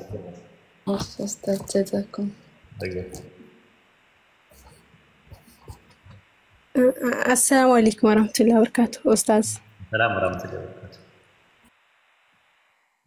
የኔ ጥያቄ በአንደኛ ሳሙኤል ምዕራፍ 25 ቁጥር 9 ላይ ያለው እንዴት ነው ለማቴዎስ 28:19 ምሳሌ ሊሆን የሚችለው? ማለቴ ጥያቄ የሆነብኝ እዚህ ጋር የዳዊትን ጉልማሶች መጥቶ ይሄንም ቃል ሁሉ በዳዊት ስም ለናባል ነግረው ዝም አሉ ይላል። እዚህ ጋር አንድ ማንነት ነው ዳዊት። ስለዚህ እዚህኛው ማቴዎስ 28:19 ላይ ያለው ደግሞ ሶስት ማንነት ነው የጠቀሰው በማንነት ስናየው ስሙ። ስለዚህ እንዴት ነው ከምን አንፃር ነው የሚለው አልገባኝም። ዝም የሚለው እንደነበር ስም ለምሳሌ በአንድ ስም በተናሰ ለቅሶ በስም ብራቢ ይብል ምን የሚያሳየው እኔ ኦቶሪቲ እንደሚያሳየው አይደለ? ኡስታዝ አልሰማም፣ ተቆራረጠብኝ። አልሰማም፣ ተቆራረጠ ድምጽ ተቆራረጠሽ። ባንክ በኔ ስም ብር አስገቢ ብዬ ብናገር የኔ ስም እኔን አይዴንቲፋይ የሚያደርግ ነገር ነው አይደል? እኔ ስሜ ኔትወርክ አስተካክል ወይ ይቆራረጠ ይማን የኔ ነው የሚቆራረጠው ወይስ እሱ ነው? ይሰማል። አሁን ያንተ ነው እየሰማኝ የኔ ነው የሚቆራረጠው ያ ጀማ? አዎ ትንሽ የተቆራረጠ ነው። አሁን አሪፍ ነው መሰለኝ። አሁን መታሃድ ባንክ በኔ ስም ገንዘብ አስቀምጪ ብዬ ብናገር በኔ ስም ስልሽ የኔን አይደንቲቲ ነው የሚያሳየው አይደል? መታወቂያ ላይ ያለውን ስም ነው የምታስቀምጨው አይደል? መታወቂያ ላይ የተቀመጠው ስም እኔን አይደንቲቲ ነው የሚያሳየው። አይደንቲቲ ካርድ ነው የሚባለው ራሱ ማለት ነው። አይደንቲፋይ የምታደርጊበት ነገር ነው ራሱ። ልክ እንደዛ ሆኑ የአንደኛ ሳሙኤል ምዕራፍ 25 ቁጥር 9 ላይ የዳዊት ጎልማሶች መጡ፣ ይህን ቃል ሁሉ በዳዊት ስም ለናባል ነግረው ዝም አሉ ይላል። በማን ስም? በዳዊት ስም። ስለዚህ በዳዊት ስም ማለት በዳዊት ስልጣን፣ በዳዊት ትእዛዝ መሰረት ማለት ነው አይደለ? በትክክል። መጽሐፍ አስቴር ምዕራፍ 2 ቁጥር 22 ላይ ደግሞ አስቴርም በመርዶክዮስ ስም ለንጉሱ ነገረችው አለ። በማን ስም?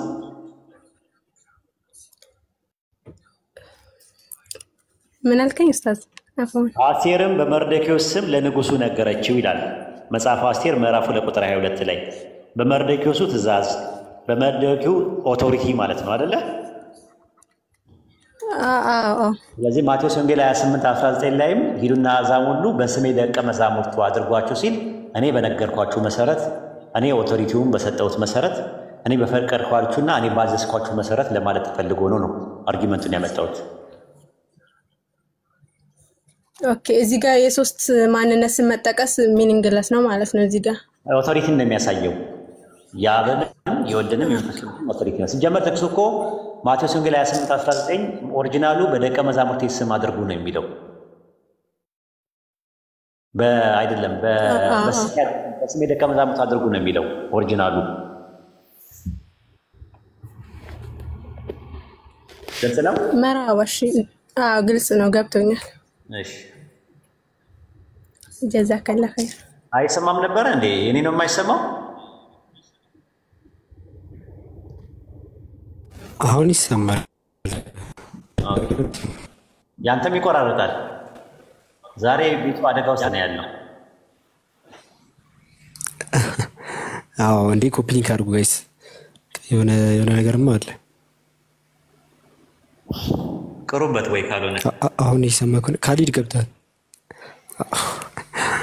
እንዲህ ይቀራበታል። አሁን ታይቶ ካሊድ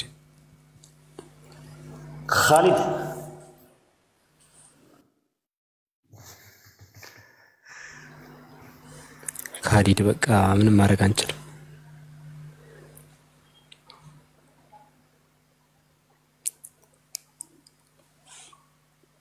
ሌላ ሰው እናስገባ።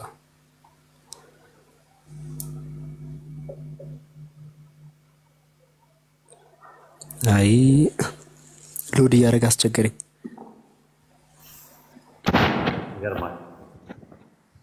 ሰላም አለይኩም። ወአለይኩም አሰላም ወራህመቱላሂ ወበረካቱህ። ስሚዞ እንዴት ነህ ኡስታዝ? አለሁ አልሐምዱሊላህ። በጣም አስቸገረን እኮ ስሚዞ። ምን ተሻለ ጎበዝ? ኔትወርክ እንትን ግን እንዳይሆን እቺ ሪፖርት ነገር እንዳትሆን በጣም ኮፒሊንግ አድርጉ ያጀማ። ሪፖርት ነገር እንዳትሆን ብቻ እሷን እንጠንቀቅ። ሪፖርት እንዳትሆን ታፕታፕ በደንብ አድርጉ፣ ኮፕሊክ በደንብ አድርጉ። እሱ ነው እንትን የሚያደርገውና ምናልባት የቅድም ኢክራም የምትባል ልጅ ናት መሰለኝ። አይ ቲንክ ባነሳችሁ ጥያቄ ላይ እኔም ትንሽ ጥያቄ ነገር ለመጨመር ነበር ኡስታዝና ስለ ማንነትና ስለ ምንነት እያስረዳሃት ስለነበረ ከሱ ጋር ባነሳው ነጥብ ላይ ለምሳሌ እዚህ ጋር እኛ ሰዎች አለን።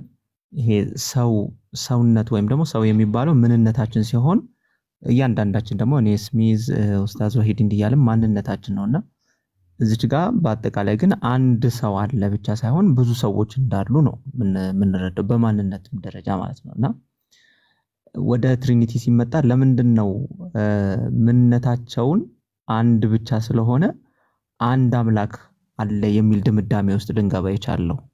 ልክ እዚህ ጋር ለምሳሌ በሰውነቱ አስረድተን ግን አንድ ሰው ብቻ ሳይሆን እዚህ ለምሳሌ ገስት ላይ እንኳን ብዙ ሰው አለ እንደምንለው ሁሉ ይሄን ድምዳሜ ለምን መጣ ነው ወይ ሌላ የተለየ ዲፊኒሽን ኖሮት ነው? ከተረዳኸኝ ኡስታዝ ተረድቻለሁ። አሁን ለምሳሌ አናንያ አዛርያና ሚሳኤል የሚባሉ አሉ አይደለ? በባይብሉ እና አብደናጎ የሚባሉ አሉ። የባቢሎን ሰዎች ያወጡላቸው ስም ሲድራቅ ሚሳቅና አብደናጎ ነው። ትክክለኛ ስማቸው አናንያ አዛርያና ሚሳኤል የሚባሉ ናቸው። እነዚህ ግን ሶስቱ ሰዎች ብሎ ነው ያስቀመጠው። ለምን? በፐርሰንት ደረጃ ስለሆኑ ማለት ነው። አሁን ለምሳሌ ማንኛውም ሰው በጠይቀው እዚህ ያለነው ግሩፕ ውስጥ ያለነው በማንነት ነው። ራሱ ስንት ሰው አለ ብዬ ስል ስንት የምትለው ማንነትን ታሳቢና ዋቢ ያደረገ ነው።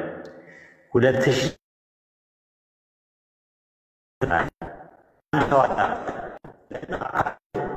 ራሱ ፐርሰን ራሱ ሰው ነው። ራሱ ኤሰንሱ ማለት ነው።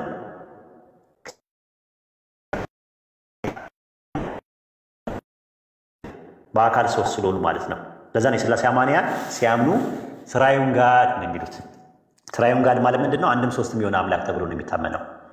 ኦሪት ዘፍጥረት አንድ በፊት ሜታ ሰማዩን ወየታ አሬስ ይላል። በመጀመሪያ ኤሎሂም ሰማይና ምድርን ፈጠረ ይላል። ኤሎሂም የሚለውን ቃል ብዙ ቁጥር አማልክት ማለት ነው። ሥላሴን ነው የሚያሳየው ይሉናል። ስለ ሥላሴ ራሱ ምንድናቸው ማለት ነው? አማልክት ናቸው ማለት ነው። የሰይፈ ሥላሴ መልካ ሥላሴ ምናምን ላይ ደግሞ ስትመለከት ሶስቱ ጌቶች ይላል። ሶስቱ ጌቶች፣ ሶስቱ ልዑላን፣ ሶስቱ ገዢዎች፣ ሶስቱ ጌቶች ተብለዋል። ኦልሞስት ማለት ነው። ወደ ሃይማኖት አበው ደግሞ አምላካችን ያለመለየት ሶስት ነው አምላካችን ሶስት ነው የሚልም አለ።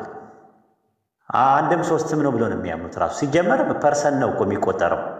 ፐርሰን ነው የምትቆጥረው። ራሱ ፕሮፐርቲ ሲጀመር አይቆጠርም። ራሱ ቁጥርም ውስጥ አይገባም። ራሱ አንድ ነው ስትል አንድ ነገርና ሶስት ነው ስትል ስለ ኤሰንስ ነው። ስለ ኤሰንስ አሁን እኛ በኤሰንስ ደረጃ አንተም እኔም ሁላችንም ኤሰንሳችን አንድ ነው ሼር የምናደርገው። ግን ኤሰንስ ግን የሚቆጠር አይደለም። ኤሰንስን አስበ በዓለም ላይ አንድ ሰው ብቻ ነው ያለው ብትል ሁሉም ሰው ነው የሚስቅብህ ራሱ ማለት ነው። ወይ በካልቾ ይለዋል ወይ በጫማ ጥፊ ይላል። አንድ በሽተኛ ነው ብሎ ስለሚያስብ። ለምን በዓለም ላይ ስንት ሰው አለ?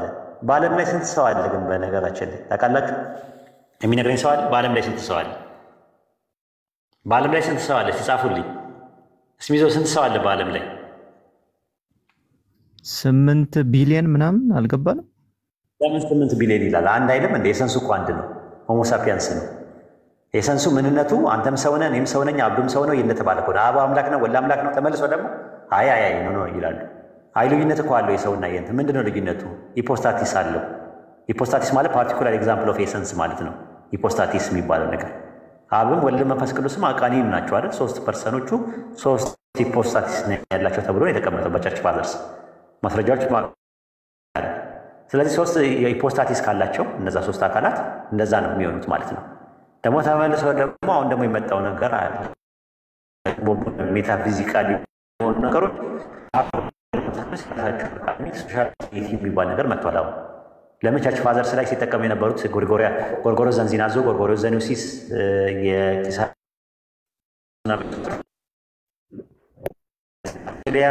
የሚጠቀሙበት ፈቃድ የሚባለው ነገር ያለው እንትን ላይ ነው፣ ኤሰንስ ላይ ነው ያለው፣ ኦንቶሎጂ ነው ብሎ ስለሚያምኑ ነው። ወደ ፕላቶኒክ ደግሞ አንደርስታንዲንግ ስትሄድ ደግሞ ሌላ ነው ራሱ። እዚያው በኢስላሚክ ማይንድሴት ውስጥ ከሄድክ ደግሞ ለምሳሌ በፈቃድ እናንተን እንለያያለን። እዚህ መጥቻለሁ፣ ሌላ ደግሞ ቤቱ የሚቀመጥ ሊኖር ይችላል። የፈቃድ ልዩነት አለ አንድ ማለት ነው። ግን የፈቃድ ደግሞ አንድ የሚያደርገን ፈቃድ አለ። መብላት መጠጣት እንፈልጋለን፣ መተኛት እንፈልጋለን፣ መነሳት እንፈልጋለን፣ ማግባት እንፈልጋለን፣ ልጅ መውለድ እንፈልጋለን። ይሄ ነገር የጋራ የሆነ ነገር ደግሞ ፈቃድ አለን ራሱ ማለት ነው። ኦንቶሎጂካልም ነው ሜታፊዚካልም ነው። ግን በክርስትናው ዓለም ደግሞ ሜታፊዚካል ነው ፈቃድ በሚለው ይለያያል። ስለዚህ የትሪኒቲ ኮንሴፕት በሰው ነው እንደው የሚያስረዱት። አሁን ሁላችን እኔ አንተ አብዱ በአካል 3 ነን፣ ግን አንድ ኤሰንስ ነው የምንጋራው ይላሉ። ግን እኛ አብዱ አንተና እኔ ስንት ሰዎች ነን ነው ጥያቄው። 3 ሰዎች ምናችን ነው ሰው 3 ላችን ሰም ወይም ደግሞ ከፍጥረት በላይ የሆነ 3 አካል ካለ ወደ 3 አምላክ ወደሚሆን ነው የሚሄደው ራሱ ማለት ነው። ኦንቶሎጂካልም ሜታፊዚካልም ስንመለከተው ግልጽ ነው። አወሳሰብኩበት። አይ በደንብ ግልጽ ነው ኡስታዝ። እንደውም በመልስ ውስጥ ድጋሚ እንደውም ላነሳ የነበረው ስለ ፍቃድ ጉዳይ አሁን ይህንን ስናነሳ እኛም አይ እናንተ እኮ አሁን ለምሳሌ እናንተ ሰዎች ስለሆናችሁ ፍቃዳችሁ አንድ አይደለም፣ የነሱ ግን ፍቃዳቸው አንድ ስለሆነ ለዛ ነው የሚልም ፖይንት ላነሳ ነበር። ምላሽ ሰጥተህበታል፣ ዳሰኸዋል። ሁለት አይነት ፍቃድ የሚለዋ ነገር በጣም ወሳኝ ነው። ኩነት የሚሉት ነገርም አለ። ራሱ ኩነት ሞድ ኦፍ ኤግዚስታንስ ይባላል በውጭው ዓለም ማለት ነው። ቴዎሎጂ ላይ ሞድ ኦፍ ኤግዚስታንስ የሚባለው ነገር ኩነት አለ። በአብ ልብነት ያስባሉ፣ በወልድ ቃልነት ይናገራሉ፣ በመንፈስ ቅዱስ ትንፋስ ይኖራሉ ይላል። ግን አብም ወልድ መንፈስ ቅዱስን ባይብል ላይ ካያቸው 3 ፈቃድ እንዳለ ማን ነው አብና ወልድ 2 የተለያየ ፈቃድ እንዳላቸው ባይብል ላይ በግልጽ ተቀምጠዋል። 2 እውቀት የተለያየ እውቀት እንዳላቸው፣ እንዲሁም በተመሳሳይ ደግሞ 2 የተለያየ ስሜት አላቸው። እርስ በርሳቸው ሲዋደዱ ታያለ፣ ሲያወሩ ታያቸዋለ። ወልድ ከራሱ ቃል ሲያወጣ ታያዋለ፣ አብም ደግሞ ከራሱ ቃል ሲያወጣ ታያዋለ። 2 የተለያየ ፐርሰኖች ስለሆኑ ማለት እንደኛ ማለት ነው እንደ ፐርሰን። ስለዚህ አያስኬድም ብዙ ጊዜ ማለት ነው። ኩነት ወይም ደግሞ ሞድ ኦፍ ኤግዚስታንስ የሚባለውን ለመጀመሪያ ጊዜ ያመጣው እንትና ነው፣ ሰባሊዮስ ነው። ሰባሊዮስ የሚባለው ነገር ነው። አንድ አምላክ አለ፣ ልክ አንድ ሰው አለ። የአንድ ሰው ውስጥ ቃሉና መንፈሱ ይወጣሉ። ቃሉና መንፈሱ እስትንፋሱ አለ። ስለዚህ ቃሉ ወልድ ይባላል፣ እስትንፋሱ መንፈስ ቅዱስ ይባላል ብሎ ያስተማረው እሱ ነው። አሁን ደግሞ የሐዋርያ ቤተክርስቲያን ዩናይትድ ፔንቴኮስታል ቸርች የሚባለው ከካሪዝማቲክ ቸርቾች ወይም ከፔንቴኮስታል ውስጥ በ1916 ላይ ተገንጥለው ወጥተው ኦንሊ ጂሰስ የሚባለው መሰረቱት ማለት ነው። አንድ ኢየሱስ ብቻ። ስለዚህ አንድ አምላክ አለ። የአንድ አምላክ ስሙ ኢየሱስ ነው። ከዛ በኋላ ደግሞ ለልጁ ለወልድ ቃሉን ስጋ ሲያደርግ የተወለደው ደግሞ ወልድ ይባላል። ከዛ ደግሞ ከአፉ የሚወጣው እስትንፋሱ መንፈስ ቅዱስ ይባላል። ስለዚህ አብም ወልድ መንፈስ ቅዱስም ራሱ ኢየሱስ ነው። ማቴዎስ ወንጌል 28:19 ላይ ሂዱና አሕዛብን በአብ ወልድ መንፈስ ቅዱስ አጥምቁ አለ። ሐዋርያት ደግሞ ሄደው ያጠመቁት በኢየሱስ ስም ነው። ስለዚህ የኢየሱስ ስም የሚለው የአብም የወልድ መንፈስ ቅዱስ ስም ነው አርጊመንታቸው።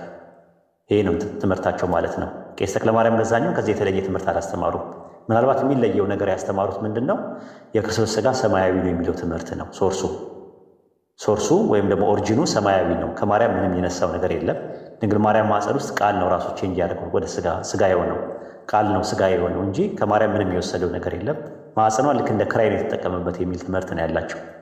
በነገራችን ላይ ይህ ትምህርት በፊትም ነበረ። ራሱ ሃይማኖተ አበው ላይ ስታነበው እና አትናቴዎስ ምናምን ሲያወሩ ታየዋለህ ይህን ትምህርት። ስለዚህ በዛ ዘመን ነበረ ራሱ። ዶስቲሶች የሚባሉትም እንደዛ ነበር የሚያምኑት የነበረው። መርቃያኖስም እንደዚህ አይነት ትምህርት አለው። የተለያየ ትምህርት አለ። ሱስኖሲያውያን የሚባሉ በ13ኛው ክፍለ ዘመን አካባቢ ላይም ነበሩ። ከፕሮቴስታንት ጋር ፓራራል የተገነጠሉ የሪፎርሚንግ ኤጅ ላይ ማለት ነው።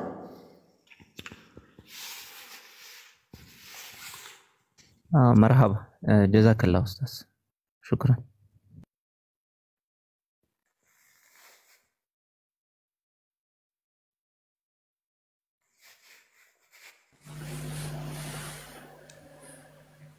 ጉድ ጆብ ሰላም ጉድ ጆብ ይሰማል? አይሰማም። ወአለይኩም ሰላም ወራህመቱላሂ ወበረካቱ። እሺ ሁላችሁንም ለአላህ ይወዳችኋለሁ።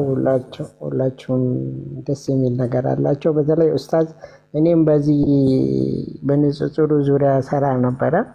ያው በሶሻል ሚዲያ ባይሆንም በአካል ብዙ ሰዎች ጋር እናወራለን።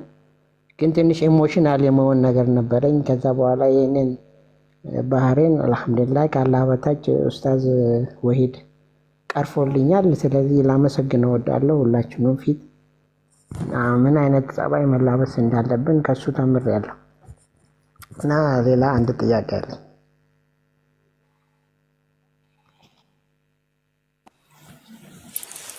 እሺ ያውኑ ራሱ ላይ ነው ጉድ ጆብ? አይ አይደለም፣ ሌላ ነው። የዮሐንስ 1:1 ላይ ያለው ያ እሱ አሁን ነገረ ክርስቶስ ላይ ነው፣ ክራይስቶሎጂ ላይ ነው። ትሪኒቲን እያነሳን ነው። እንዲሁም ፕላስ ደግሞ ከስላሴ ጋር የሚነሱ ነጥቦችን እየዳሰን ነው። አሁን ማቴዎስ ወንጌል ምዕራፍ 28 ቁጥር 19 በስታጠምቁ በወልድ በመንፈስ ቅዱስ የሚለውን ጥቅስ ነው እየዳሰን ያለ ነው። ምናልባት ግን ከስላሴ ጋር ቢያያዝ ብዬ ነበር፣ ግን ይሄ ክራይስቶሎጂ ጋር የሚያያዝ ነው። ምናልባት መጨረሻ ላይ እንትን ይላሉ። እሺ በመጀመሪያ ቃል ነበረ የሚለው በመጀመሪያ ቃል ነበረ የሚለው ገብቶኛል። አሁን እየዳሰን ያለው በፕሮግራም በርዕስ በመሆኑ አሁን ለስላሴን ያሳያሉ ወይም ደግሞ ሶስት ፐርሰኖችን ያሳያሉ ብለው የሚያነሱ ወይም ያ ሶስት ፐርሰኖች አንድ 3% አንድ ዋን ሴንስ የሚለውን ፖይንት ያሳያል ብለው የሚጠቅሷቸውን ቨርሶች ነው እየዳሰን ያለው። አንዳንድ ጥቅስ እያነሳን ማለት ከዘፍጥረት ጀምረን ይኸው እስከ አዲስ ኪዳን ላይ ወተናልና አሁን ላይ ማቴዎስ ወንጌል ምዕራፍ 28 ቁጥር 19 ላይ ያለው ጥያቄ ካሉት ይቀጥሉ። አይ ግን ቢያንስ እሺ በቃ ይሁን እንበልና ምናልባት ስላሴን የሚያሳዩ ጥቅሶች ካሉ ምናልባት ያንሱ። እሺ ወደ ኋላ ማለት በስላሴ ጉዳይ የሚነሳው ስላሴ ጉዳይ ላይ የሚነሳው ትልቁ ዮሐንስ 1:1 ነው። ያው ቃል በመጀመሪያ ቃል እግዚአብሔር ዘንድ ነበር እሱ የሚያቀርቡት ይሄንን ነው። እሱ ለኢየሱስ አምላክ ነው ለማለት የሚጠቅሱት እንጂ ለስላሴ ጋር አያይዙት። ሜዲዌስ ግን መጨረሻ ላይ ምናልባት እንትን ይሉታል ዲቴይኩ ምናልባት ኡስታዝ ከፈቀደ ምናልባት መጨረሻ ላይ ሊያነሱት ይችላሉ። አሁን ወደ ሌላ ሰው ለፍሽ ዘ ጆርኒ ኦፍ ፋይንዲንግ ትሩዝ ጀዛኩሙላሁ ኸይራን። ሀሳቡ እንዳይበተን ነው ከሌላ እንትን ሳይሆን ሀሳቡ እንዳይበተንና ሰው መማር ያለበት ነገር እንትን እንዳይል ከሚል ነው። ምናልባት ለሌላውም ሰው እንትን እንዲሆን ማለት ነው። ዘ ጆርኒ ኦፍ ፋይንዲንግ ትሩዝ መቀጠል ትችላለህ ወይም ትችያለሽ? እሺ ሰላም አለይኩም ወራህመቱላሂ ወበረካቱ። እንዴት ናችሁ? ወአለይኩም ድምጽ አይሰማም? አሁን ይሰማል። እሺ መልካም። አይ የመጀመሪያው ጥያቄ እንትን ኡስታዝ ሲገልጹ ይሄኛውን በአብ ወልድ መንፈስ ቅዱስ የሚለውን አውቶሪቲን ለመግለጽ ተፈልጎ ነው የሚለው አውቶሪቲ የሚለው ኤክስፕሌን አልገባኝም እና እሱን እንዲያስረዱኝ ነው። ሁለተኛ ደግሞ ዘዳግም 19:17 ላይ አሁን ላይክ ከማቴዎስ ወንጌል 28 ላይ ያለውን ለማየት ነው እና እዛ ጋር አሁን ስናይ እግዚአብሔር አለ፣ ካህናቱ አሉ እና ደግሞ የዚህ ዘመን ፈራጆች አሉና እዚህኛው ፖይንት ላይ ለእኔ እንደገባኝ ከሆነ በምንነት የተለያዩ ማለት እግዚአብሔር አምላክ የሚለው ምንነት አለ፣ ካህናቱና የዘመን ፈራጆች ደግሞ በምንነት አንድ ናቸው። ሰው ሁለት ምንነት ሶስት ማንነት ነው እኔ እዚህ ጋር ማለት ምክንያቱም እግዚአብሔር ካህናትና ዘመን እንደዛ ከሆነ ማቴዎስ ወንጌል ላይ ያለው ጥቅስ በምንነትም ሶስት በማንነትም ሶስት ማለት እንችላለን ወይ በዛ ወይ እንደዛ ነው ወይ ላይክ እንደዛ መሆን ይችላል ወይ እንደዛ ብለን ኢንተርፕሬት ማድረግ እንችላለን ወይ የሚለው ነው። ሶስተኛ ደግሞ ላይክ የመጀመሪያውን ናዝራውያን ላይ የነበረውን ኦሪጂናል ቡክ ማቴዎስ ጻፈው የሚባለው እሱ ጠፍቶ ከሆነ ይሄ የመጀመሪያው ላይ ከነበረው ጠፍቷል ወይም ደግሞ የመጀመሪያው ብለን አይ ቲንክ ኡስታዝ ገልጸውታል። አፉ በሉኝ አምልጦኝ ነው መሰለኝ ከየትኛው ስክሪፕቸር ጋር ወዳድረን ነው አሁን እንትን ያልነው የመጀመሪያው ላይ የሌለ ምንለው ያኛው የመጀመሪያው ትክክል ለመሆኑ ምን ኤቪደንስ አለን ወይ ደግሞ ኦሪጂናሉ ከሌለ ያኛውን እንደ ሪፈረንስ መጠቀም እንችላለን ወይ ይሄኛውን እንትን ለማለት ተበርዟል ለማለት ወይም ደግሞ ተቀይሯል ለማለት ተዘክራለሁ።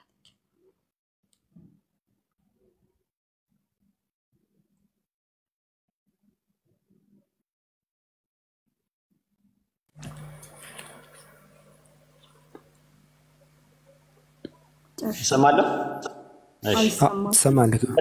ሁለት የተለያዩ ጥያቄዎች ነው የጠየቅሽው። የመጀመሪያው ጥያቄ ላይ ምንድነው አንድ ኦንቶሎጂካሊ ዲፈረንስ ያላቸው ነገሮች ሁለት ፐርሰኖች ማለት ነው አብና ወልድ። ለምሳሌ ዮሐንስ ወንጌል ምዕራፍ 5 ቁጥር 26 ላይ አብ በራሱ ህይወት እንዳለው ለወልድም በራሱ እንዲኖረው ህይወትን ሰጥቶታልና አለ። ህይወት የተቀበለ አካል ነው ያ አካል ማለት ነው። በራሱ ሲል ደግሞ ሂምሰልፍ የሚለው ሪፍሌክሲቭ ፕሮናውን ነው የሚያመለክተው። ስለዚህ ህይወት ሰጪና ህይወት ተቀባይ ካለ በኤሰንስ አንድ ሊሆኑ አይችሉም። ታዲያ በኤሰንስ አንድ ካልሆኑ ማቴዎስ ወንጌል ምዕራፍ 28 ቁጥር 19 ላይ አብና ወልድ እና በሚል ወይም ካይ በሚል ኮፕላቲቭ ኮንጃክሽን እንዴት አብረው ቀረቡ? መቅረብ ብቻ አይደለም፣ ስም የምትለዋ ነገር በነጠላም ነው የመጣው። ከዛ አንጻር እንዴት ይታያል ለሚለው ነው ሙግት። አንደኛ ጢሞቴዎስ ምዕራፍ 5 ቁጥር 21 ላይ የጠቀስኩት የመጀመሪያው። የግሪከኛውን ብትመለከቱት በአምላክ ኤንድ ካይ ማለት ነው። በጌታ በክርስቶስ ኤንድ ወይም ካይ በተመረጡ መላእክት ፊት እመክርሃለሁ። ፊት የምትለዋ ሲንጉላር ነው የመጣችው። ኤኖፒዮን ይላል። ኤኖፒዮን ማለት ሲንጉላር ነው። ስም የምትለዋ ሰብስታንቲፏ ሲንጉላር ሆና ነው የመጣችው። ኦሪት ዘዳግም ምዕራፍ 19 ቁጥር 17 ላይም እንደውም ጭራሹኑ ምን አለ? በአምላክ አንድ በካህናቱ ሁለት እና በዛ በሚፈርዱ ፈራጆች ፊት ይቆማሉ አለ። ፊት የምትለዋ ነገር በግሪክ ሰብትጀንት ላይ በነጠላ ነው የመጣው ነው ነጥቡ። የሉቃስ ወንጌል ምዕራፍ 9 ቁጥር 26 ላይም እንደዛ ነው የሚለው። የሰው ልጅ በራሱ እና በአባቱ እና በቅዱሳን መላእክት፣ ግሪከኛው ካይ ያለ ነው ሁለት የሚደግመው ክብር ይላል። ዶክሳ ወይም ዶክሴ ብሎ የሚጣል ዶክሴ የሚለው በጽሁፉ ደረጃ ነው። ስትሮንግ ነምበሩ ስትጫኘው ዶክሳ የሚል ነው። ዶክሳ በነጠላ ነው የመጣው። ነገር ግን አብ ወልድና መላእክት ያላቸው ክብር እኩል ነው ማለት አይደለም፣ በነጠላ ስለመጣ በኮፕላቲቭ ኮንጃክሽን ተያይዞ ተጻምሮና ተዛርፎ ተጫፍሮ ስለመጣ ማለት ነው። አያስኬድም አያዋጣም እያልን ያለ ነው። ሌላው የሥላሴ ፎርሙላ ብለው የሚሉትን የሚያፈርሰው ነገር ምንድን ነው? ማቴዎስ ወንጌል ምዕራፍ 28 ቁጥር 19 ላይ ያለው ኦሪጂናሉ ወይም ደግሞ በዕብራይስጡ የነበረው ሂዱና አሕዛብ ሁሉ በስሜ ደቀ መዛሙርት አድርጓቸው የሚል ነበረ አለ። ያንን ስንል ከኪሳችን ይሆን አግኝተን ያመጣ ነው ስንል አይደለም። ታዲያ ከየት አመጣችሁት ከተባለ ቸርች ሂስትሪ የሚባላል የቂሳርያው አውሳቢዮስ መጽሐፍ 3 ምዕራፍ 5 ቁጥር 2 ላይ ልብ አድርጉ። ለምችን እንትኗን ሶርሷን ቴሌግራም ላይ ላስቀምጥላችኋል ኢንሻአላህ። እቺን ቆይ ላስቀምጥላችሁ ግሩፕ ላይ ላስቀምጥላችሁ ማለት ነው። አይ ቲንክ አስቀምጬላችኋለሁ። እዛ ላይ ምንድነው የሚያወራው? እርሱም ለደቀ መዛሙርቱ እንዲህ አላቸው ይላል፣ እንግዲህ ይሄዱና አሕዛብን ሁሉ በስሜ ደቀ መዛሙርት አድርጓቸዋል። ስለዚህ ይሄኛው የማቴዎስ ወንጌል በዕብራይስጡ ላይ ይሄ ነው የተቀመጠው ብሎ ያሉን ራሳቸው ናቸው፣ እኛ አይደለም ያመጣነው። ምንጭ ያመጣ ነው ከራሳቸው ነው። ከቸርች ሂስትሪ ተብሎ ከተጻፈው ረሱል ሰለላሁ ዐለይሂ ወሰለም ከመወለዳቸው ነቢይ ተደርገው ከመላካቸው በፊት የነበረው የቂሳርያው አውሳቢዮስ የጻፈው ጽሑፍ ላይ ያገኘ ነው፣ የኛ አይደለም። ምንጩ ትክክል ነው አይደለም የሚለው ነገር እነሱ ያገናዝቡ። በታሪክ ውስጥ የተቀመጠ ነው። የቂሳርያው አውሳቢዮስ የጻፈውን ቸርች ሂስትሪ የሚለው መጽሐፍ ደግሞ ኦርቶዶክስም ካቶሊክም ፕሮቴስታንትም ይቀበሉታል። ፕሮቴስታንት እንደውም ሶላ ስክሪፕቸራ ናቸው ይባላል አይደል? ሶላ ስክሪፕቸራ እና ሶሎ ስክሪፕቸራ የሚባሉ ነገሮች አሉ። ፕሮቴስታንት ስናጠና ፕሮቴስታንት ለሁለት ይከፈላል። ማጂስትሪያል ሪፎርሚንግ የሚጠቀሙ አሉ። ሁለተኛ ደግሞ ራዲካል ሪፎርሚንግ የሚባል ነገር አለ። እነ ማርቲን ሉተር፣ ዝዊንግሊ፣ ጆን ካልቪን፣ ያዕቆብ አርሜኒየስ ምናምን የመሳሰሉት ማጂስትሪያል ሪፎርመር ተብለው ነው የሚቀመጡት፣ የመጀመሪያዎቹ ማለት ነው አበይት የሚባሉት።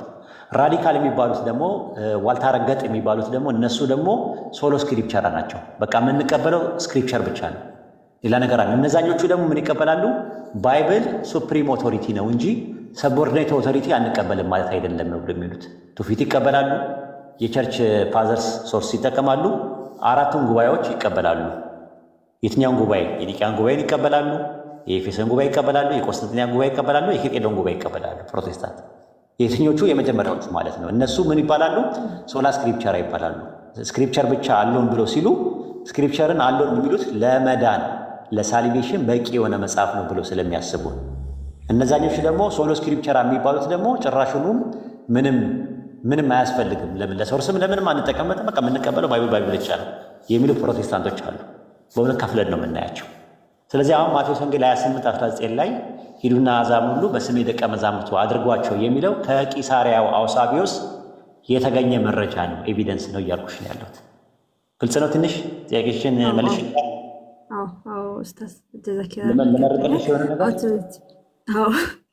አውቶሪቲ ሲባል ምን ለማለት ነው? እሱን ኤክስፕሌን አድርግልኝ። አውቶሪቲ እንደዛ ከሆነ ደግሞ 3 ነው፣ ምርቃት ነው የሚሆነው። ምርቃት ነው የሚሆነው። ያ ምርቃት ነው፣ በምርቃት ደረጃ ነው ማየው። እሱ አሁን የሆነ ነገር እንትን ታያለሽ ማለት ነው። የከፈልሽው እስካሁን ለሁለት ነገር ብቻ ነው፣ ለሁለት ጥያቄ ነው ክፍያ ያለሽ። ሶስተኛውን ታቀባቢያለሽ፣ ለአብዱ ስጪው ለማንኛውም ማለት ነው። ሶስተኛው ጥያቄ ምንድን ነው? ስም የሚለው ነገር ኦቶሪቲን ያመለክታል ወይ ወይም ደግሞ ስልጣንን ወይም ደግሞ ትእዛዝን ያመለክታል ወይ ስንል፣ አዎ ያመለክታል። ምን ላይ ስንል መጽሐፍ አስቴር ምዕራፍ 2 ቁጥር 22 ላይ አስቴርም በመርዶክዮስ ስም ለንጉሥ ነገረችዋል። በመርዶክዮስ ስም ሲባል መርዶክዮስ በነገራት መሰረት እሱ ባዘዛት መሰረት እሱ በእንትን ባላት በላካት መሰረት ከዛ አንፃር ከዛ ታሳቢና ዋቢ ባደረገ መልኩ ለማለት ከተፈለገ እነኛ ደግሞ አንደኛ ሳሙኤል ምዕራፍ 25 ቁጥር 9 ላይ የዳዊት ጎልማሶች መጡ ይህን ቃል ሁሉ በዳዊት ስም ለናባል ነግረው ዝም አሉ ይላል። በዳዊት ስም ማለት ዳዊት በነገራቸው ባዘዛቸው መሰረት ማለት። ማቴዎስ ወንጌል 28:19 ላይም በስሜ ደቀ መዛሙርቱ አድርጓቸው ሲል ኢየሱስ በእሱ በነገረ መሰረት እሱ በላካቸው መሰረት እሱ መልእክተኛ ነው ተብሎ በተባለው መሰረት ለማለት ተፈልጎ ነው። ለምን እንደዛ አለ? ማቴዎስ ወንጌል ምዕራፍ 10 ቁጥር 42 ላይ በደቀ መዛሙርት ስም ቀዝቃዛ ውሃ የሚያጠጣ ይላል። በደቀ መዛሙርት ስም ማለት በጴጥሮስ ስም ማለት ነው። ያ ማለት ምን ማለት ነው? ትርጉሙ በጴጥሮስ ስም ማለት ምን ማለት ነው? በጴጥሮስ ስም እያልን ነው እንትን የምንለው አይደለም።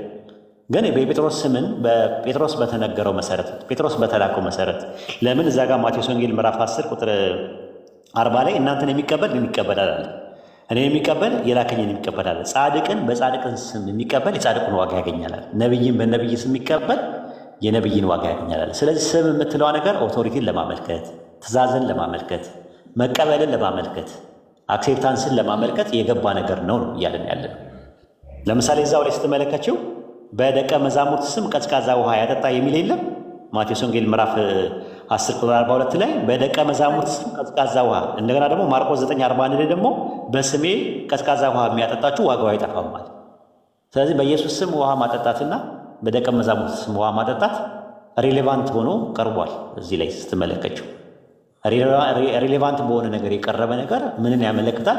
ኦቶሪቲን ያመለክታል፣ ትእዛዝን ያመለክታል፣ አክሴፕታንስን ያመለክታል፣ የተለያየ ነገር ሊያመለክት ይችላል ለማለት ተፈልጎ ነው።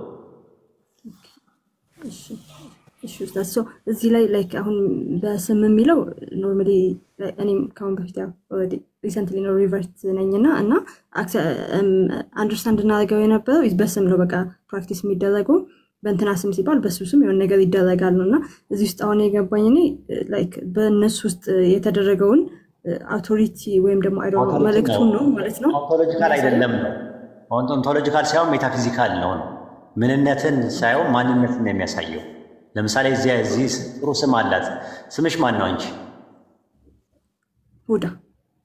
ሁዳ በቃ በሁዳ ስም ባንክ ላይ 100,000 ብር ባስገባ ሁዳ የሚለው ነገር ስምሽ ማን ነው ስልሽ ማንነትን ነው የሚያሳየው። ስለ ማንነት ነው የምናወራው ስም ስንል። ኔቸር አይደለም ስም፣ ነርቸር ነው። አንቺ ማንነትሽን ነው ነርቸር ዴቨሎፕ ማድረግ ይችላል። ኔቸር ከሆነ ግን አንቺ የምትቀይሪው ነገር አይደለም። ኔቸርና ነርቸር የሚባል ነገር አለ፣ ወይም ደግሞ ሜታፊዚካልና ኦንቶሎጂ የሚባል ነገር አለ። ምንነትና ማንነት የሚባል አለ። አንቺ ምንነትሽ ሰው ነው በቃ አለቀ።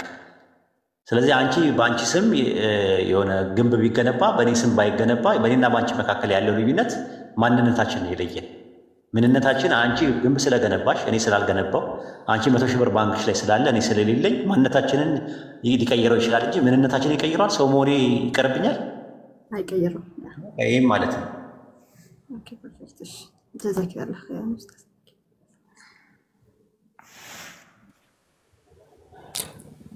አይ ቲንክ በቃ ይበቃል። እንትን ለክርስቲያን አሁን ወደ ክርስቲያን ወገኖች ብንዞር ይሻላል ነው። በጣም ቆየን ወደ እነሱ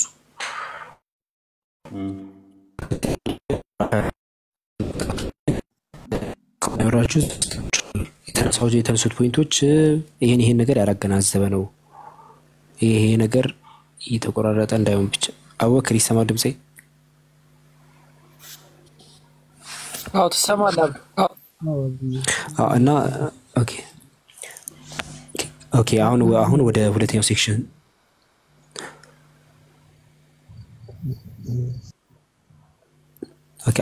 ወደ ሁለተኛው ሴክሽን ዞረናል። ያው ጥያቄ አስተናግደናል አሁን ከሙስሊም ሳይድ። አሁን ደግሞ ክርስቲያኖች ምናልባት እያዳመጣቸው ያላችሁ ክርስቲያኖች ደግሞ እስካሁን የተነሱት ነጥቦች ወይም ዲስከስ ሲደረጉ የነበሩት ከዚህ አንጻር ስህተት ነው፣ ይሄ ነገር ስህተት ነው ብሎ አንድ ሰው በማስረጃ ያላያችሁት አንገል አለ ያላያችሁት ወይም ደግሞ ይሄን ፓርት ዘላችኋል ወይም ይሄ የተናገራችሁት ነገር ስህተት ነው፣ ማቴዎስ 28:19 ለስላሴ ማስረጃ ይሆናል፣ ስላሴን ያሳያል የሚል ክርስቲያን ካለ መግባት ይችላል።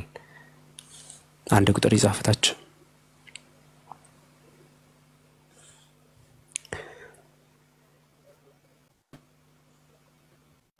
እሺ ኤሚ ቦይ ከየት ቤተ እምነት ነው? ይሰማል? የተሽከረከረ ነው፣ አልገባም። ኦኬ አሁን ገብቷል ነገር ኤሚ ቦይ ይሰማል?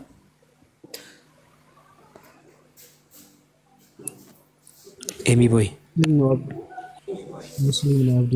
ሰላም አለይኩም። ስለ ቲክቶክ አልጎሪዝም አንድ ነገር ነው። ወአለይኩም ሰላም። ሙስሊም ነው? አዎ እሱ ሙስሊም ነው። ከታች ኤዱኬሽናል ላይቭ ምናምን እያለ እንትን ማለት አለበት ሪፖርቱ እንደ መፍትሄ ያየሁት አብዲ። ሰላም አለይኩም። ካልሆነ እንትኑ ላይቭ ቢቋረጥ ነው የሚሻለው። ኮፒ ሊንኩ ያራዝምልናል እንጂ የኡስታዝን እንትን ከሪፖርት እንትን አድ ነው ብዙ ቦታ ካየን እንዳይዘጋ ብቻ ነው ኮፒ ሊንኩ ላይቭን የሚጠቅመውና የሆነ ጥሩ ጥሩ ነገር ከታች ስለ ቲክቶክ ሾፕ ቲክቶክ ስለሚያስተዋውቃቸው ነገሮች እንዳለ ጻፉ ከስር። ላይቭ አሪፍ እንደሆነ ኤዱኬሽናል ላይቭ የትምህርት እንደሆነ ምናምን ከስር ለአልጎሪዝሙ ሲባል እንጻፍ ኢንሻአላህ። እቺ ለመናገር ነው አብዱዬ። አፍወን ዛከላ ያረጋዛ ግን እኔ ላይ ምን እንደሆነ አላውቅም። አሁን ዩቲዩብ የራሱ ተቋርጧል እንድታውቁ ያጀማ ማለት በጣም ምቀኛዬ በጣም እየበዛብኝ ነው ያለው።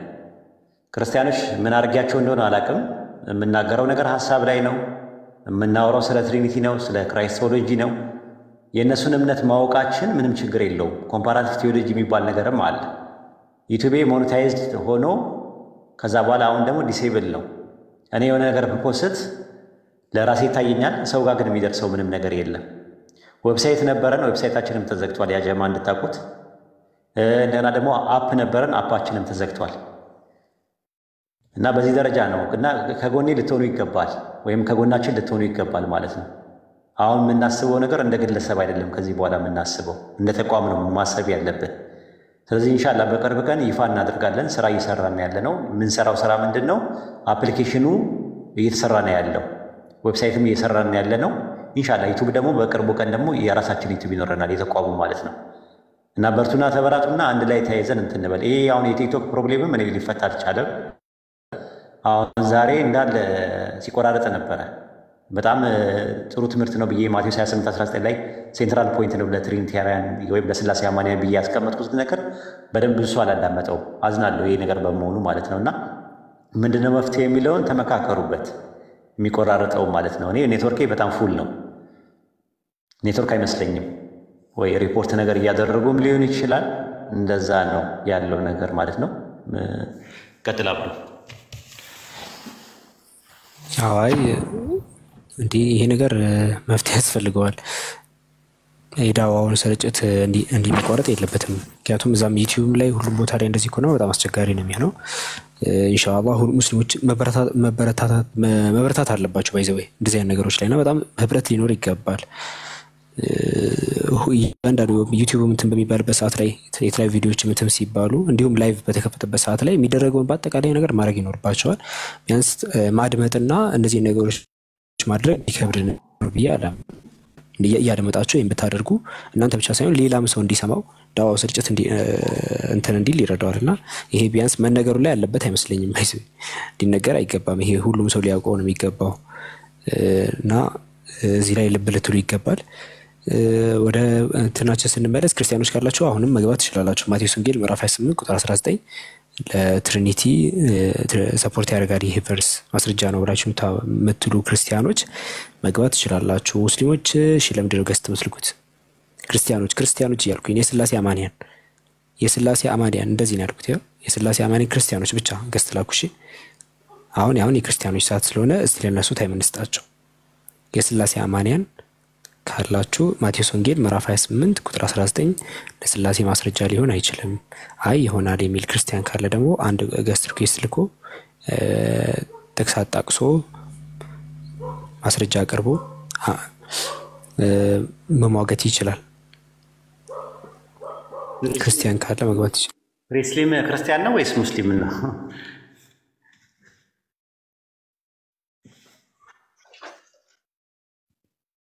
ክርስቲያን ሰላም ብያለሁ።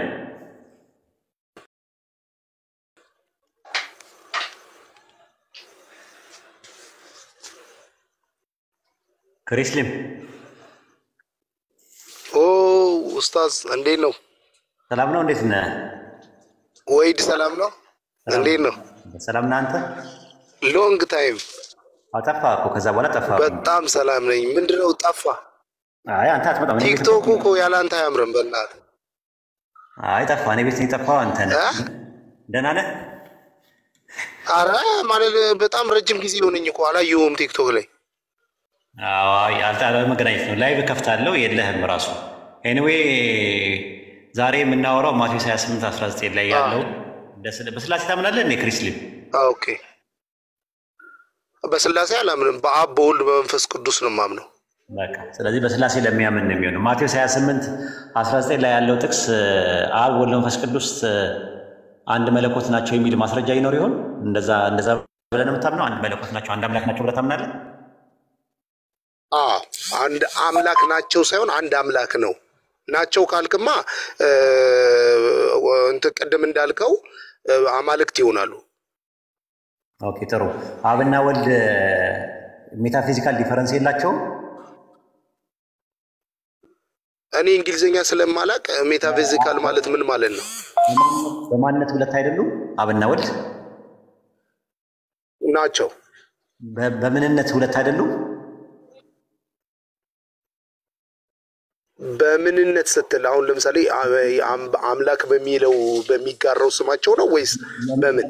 ለምሳሌ እኔና አንተ ምንድን ነህ? እኔ ሰው ነኝ። እኔ ምንድን ነኝ?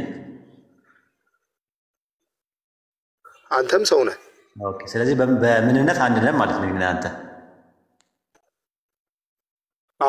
አብና ወልድ በምንነት አንድ ናቸው?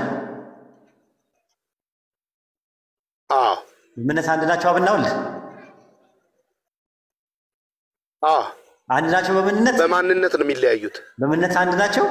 በምንነት አንድ ናቸው። ዮሐንስ ወንጌል 8:40 ላይ ከአምላክ ሰምቼ የነገርኳችሁ ሰው ይላል። አምላክና ሰው በምንነት አንድ ናቸው?